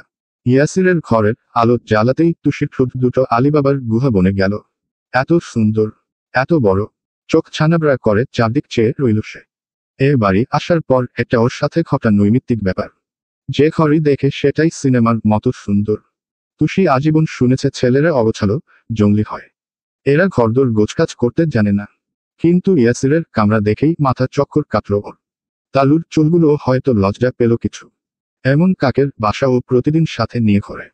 সেখানে ইয়াসিরের থাকার জায়গাটা অবধি পরিষ্কার পরিচ্ছন্ন। একটা কোণা এদিক ওদিক নেই।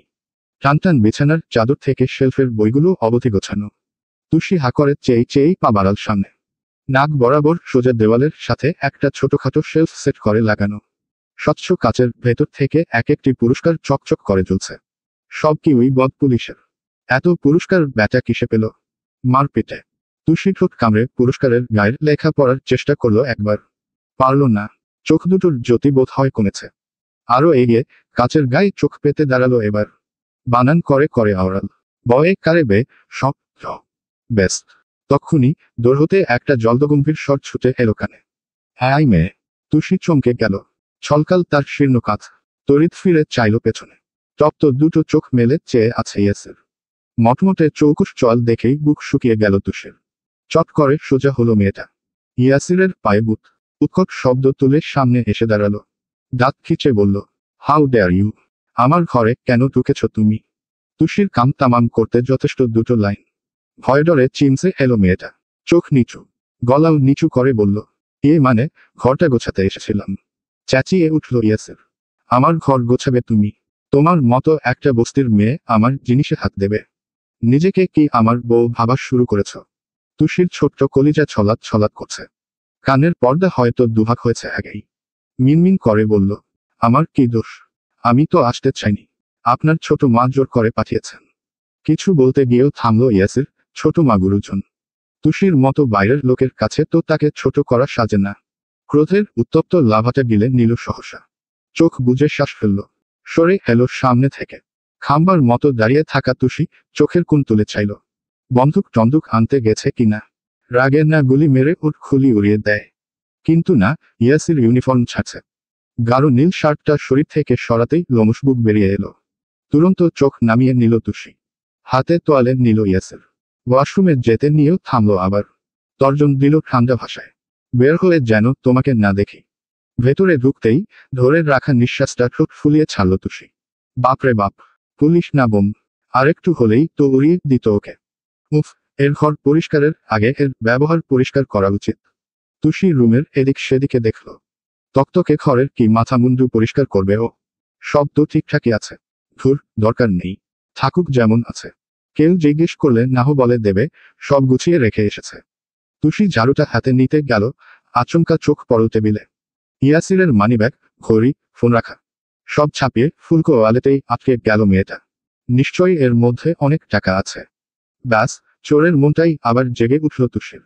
সতর্ক নয়নে আশপাশ দেখল এক পল। কোথাও কেউ নেই। ইয়াসিরও ফ্রেশ হতে গেছে। এই সুযোগে একটু চুরি করা যায় না? তুষি আজ আর নিজেকে সামলাতে পারল না। না পারল হাত নিষ্পিস করা আটকাতে। পা টিপে টিপে এসে ওয়ালেটটা তুলল। দুপাশ মেলতেই আস্ত আস্ত নোটগুলো চাইল ওর দিকে। সাথে চেঁচিয়ে বলল, তুষি, আমাদের নিয়ে যা। নিয়ে যা আমাদের। তুষি রোক গিলল। হাতটা বাড়িয়েও গুটিয়ে আনলো আবার। ইয়াসির নিশ্চয়ই টাকা গুনে গুনে রেখেছে। যদি বড় নোট ধরে নির্ঘাত বুঝে ফেলবে। যা বুদ্ধি এর। এক কাজ করুক, ছোট নোট নিক। 100-200 টাকার হিসেব নিশ্চয় রাখেনি। নিজের মতো ছককষে মাথা নাড়ল তুষি। 100 টাকার দুটো নোট ব্যাগে। হাতটা বাড়াল নেবে বলে পেছনে থেকে খপ করে কবজিটা চেপে ধরল ইয়াসির। ছাপ করে উঠল তুষির বুক। ফ্যাকাশে মুখে চাইতেন। ইয়াসির ভ্রু নাচায়। আবার চুরি। তুষির গলা শুকিয়ে কাঠ। চেহারায় রক্ত নেই। তুতলে উঠল কথা বলতে গিয়ে। ককি? আমি মানে চুরি করছিলাম না। ইয়াসিরের সারা মুখে জলের ফোঁটা। এক হাতে তোয়ালে নিয়ে মুছল সেটুকু। ভীষণ শান্ত অথচ গম্ভীর গলায় বলল, হাতটা খুব নিপুণ। কিন্তু ভুলে যাচ্ছ আমি পুলিশ। চোখ বুঝেও বুঝতে পারি চোরের হাত কেমন হয়। তুষির বুক কাঁপছে। কি বলবে, কি করবে দিশাহারা দশা। জিভ দিয়ে ঠোঁটটা চেটেপুটে বলল, আমি তো শুধু। ইয়াসির বলতে দিল না। কথা কেড়ে নিল মাঝেই। তোমার চোখ বলছে তুমি কি করতে যাচ্ছিলে। আর অপরাধীর চোখের ভাষা ইয়াসির আবরার জানে। তাই এখন অহেতুক মিথ্যে বলতে এসে নিজেই ফেঁসে যেও না। তুষি নেতিয়ে গেল। পরপরই কণ্ঠের ধরন পাল্টে ফেলল ইয়াসির। গর্জে উঠল কড়া স্বরে। স্বীকার করো চুরি করছিলে। তুষির রুহু উড়ে গেছে। ভয়ে ওষ্ঠাগত প্রাণ। চোখ মুখ খিচে বলল, করছিলাম চুরি। ইয়াসির হাত ছেড়ে দেয়। মানিব্যাগটা টান মেরে নিয়ে নেয় কাছে। বাক্য ছুঁড়ে আগের নেয়। কান ধরো। প্রকট চোখে চাইল তুষি। হ্যাঁ, শুনতে পাও না? কান ধরতে বলেছি। কুইক। তুষির সরু নাক ফুলে উঠল এবার। মগের মুল্লুক নাকি? 100 টাকার জন্য কান ধরতে হবে? ও বস্তির সেলিব্রিটি। কারওয়ানের কত নাম করা পকেটমার। সবাই ওকে এক নামে চেনে। আর তাকে এই পুলিশ কান ধরতে বলছে। ইয়াসিরের পেছনে ড্রেসিং টেবিল। মানিব্যাগটা সেখানে রাখতে পিছু ফিরল সে। চওড়া পিঠ দেখে দেখে কোন ভূত তুষির কাঁধে নামলো কে জানে। এক আধ্যাত্মিক শক্তিতে ফেপে উঠল সে। এই বদের হাড্ডি পুলিশটা ওকে একটু বেশি পেয়ে বসেছে।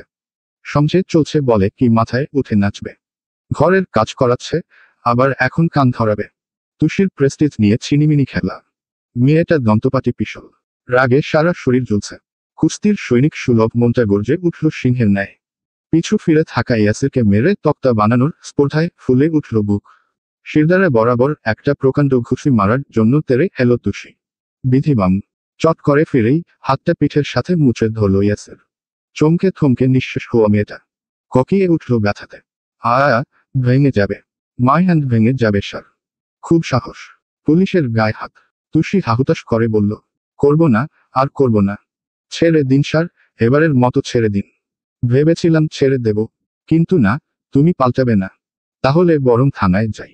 হাতে টান বসাতেই শঙ্কায় জমে গেল তুষি। আবার থানা। ততক্ষণে এক পা বাড়িয়েছে ইয়াসির।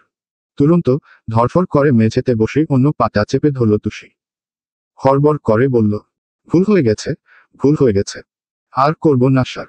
এবারের মতো ছেড়ে দিন স্যার। Sorry sir. মাফ চাই স্যার। ইয়াসির থামল। চাইল ফিরে। তুষি অজগরের মতো পা প্যাঁচিয়ে ধরেছে দেখে শ্বাস ফেলল ছোট্ট। সরু চোখে বলল, মনে থাকবে। সবেগে মাথা নাড়ল মেয়েটা। ও বলল, ওঠো। তুষি আস্তে ধীরে দাঁড়ালো। সোজা গিয়ে ডিভানে বসল ইয়াসির। হাতলে বাহু ছড়িয়ে বলল, এবার কান ধরো। তুষি আর গাইগুই করল না। ওই সাহস আর নেই। খুব অসহায় কণ্ঠে সুথাল। এক কান না দুই কান। ইয়াসির চোখ রাঙাতেই ত্রস্ত দুই কানে হাত দিল মেয়েটা। সে বলল, এবার উঠবস করো। প্রত্যেক উঠবসে বলবে, আমি আর চুরি করব না। তুষির বুক কষ্টে খান হয়ে যাচ্ছে। ওর রেকর্ড ভেঙে চুরমার তো হলোই, সাথে সেলিব্রিটি ইজ্জতটা পুরো তছনছ করে দিল ইয়াসির। মেয়েটা কটমট করে ভাবল, বিটকেল পুলিশ। 100 টাকা নিয়ে এত কিছু করছিস। তোর ইচ্ছে করছে কষে তোর জায়গা মতো দিতে। কি হলো? কথা কানে যাচ্ছে না। স্থূল স্বরে ধ্যান ছুটল ওর। কান ধরে মুখ গোছ করে বসল। থমথমে গলায় বলল, আমি আর চুরি করব না। উঠে দাঁড়ালো আবার। বলল, আমি আর চুরি করব না। গুনে গুনে 30 বার উঠবস করানোর পর ইয়াসিরের মায়া হলো বোধ হয়। ছোট করে বলল, থামো। থামল তুষি। হাঁপিয়ে গেছে। টনটন করছে কোমর। আঙুল দিয়ে তুড়ি বাজাল ইয়াসির। সোজা দৌড় দেখিয়ে বলল, নাও গেট লস্ট। আর কখনো আমার ঘরের দরজায়ও আসবে না। রুক্ষ স্বর শুনে নিরাশ শ্বাস ফেলল মেয়েটা। গত দুদিন ধরে ওর সাথে যা হচ্ছে, এতটা খারাপ দিন তুষি জন্মের পর দেখেনি। চুপচাপ ঝাড়ু হাতে নিয়ে দৌড় অবধি এলো ও। তক্ষুনি ডাকলো ইয়াসির। শোনো। দাঁড়ালো তুষি। ফিরল অবসন্ন চোখে। ইয়াসিরের ফর্সা আনন। নিরুত্তাপ। কেমন কাঠখোট্টা বলল, এরপর থেকে টাকার দরকার হলে আমাকে বলবে, কিন্তু না বলে কখনো কারো জিনিসে হাত দেবে না। তুষি হোঁচট খেল, ভীষণ বিস্ময়ে চোখ বড় বড় করে বলল, আপনি আমাকে টাকা দেবেন? ইয়াসির আর কিছু বলল না, ব্যস্ত হলো নিজের কাছে। তার এই মৌনতায় উত্তর বুঝে নিল মেয়েটা। সীমা ছাড়ানো আনন্দে ঝলকে উঠল মুখশ্রী। মানুষটা বলল, দরজা টেনে দাও। তুষি যেন বাধ্য মেয়ে, কাঠ টেনে দিল সুধীর হাতে। পুরোপুরি লাগিয়ে দেয়ার ফাঁক গলে একবার দেখল ইয়াসিরকে। লোকটা ডিভানে বসে ফোন মেলেছে, হলদে আলোয় জলজল করছে মুখ। 2 সেকেন্ড চেয়ে থেকেই চোখ সরিয়ে নিল তুষি। একটা সিনেমার দৃশ্যের কথা দপদপ করে নেচে উঠল মাথায়। হিরোইন ঠিক এইভাবে দেখতে দেখতেই হিরোর প্রেমে পড়ে গেছিল। তুষি জিভ কাটল, ছি ছি, বদ পুলিশ আর প্রেম। সিনেমায় দেখিয়েছে বুকে শব্দ করলে প্রেম হয়। পরীক্ষা করতে নিজের বুকে হাত দিল তুষি। না, ধুকধুক করছে না। যাক, প্রেম প্রেম হয়নি, এবারের মতো বেঁচে গেল তাহলে। কিন্তু সত্যিই কি তাই? চলবে।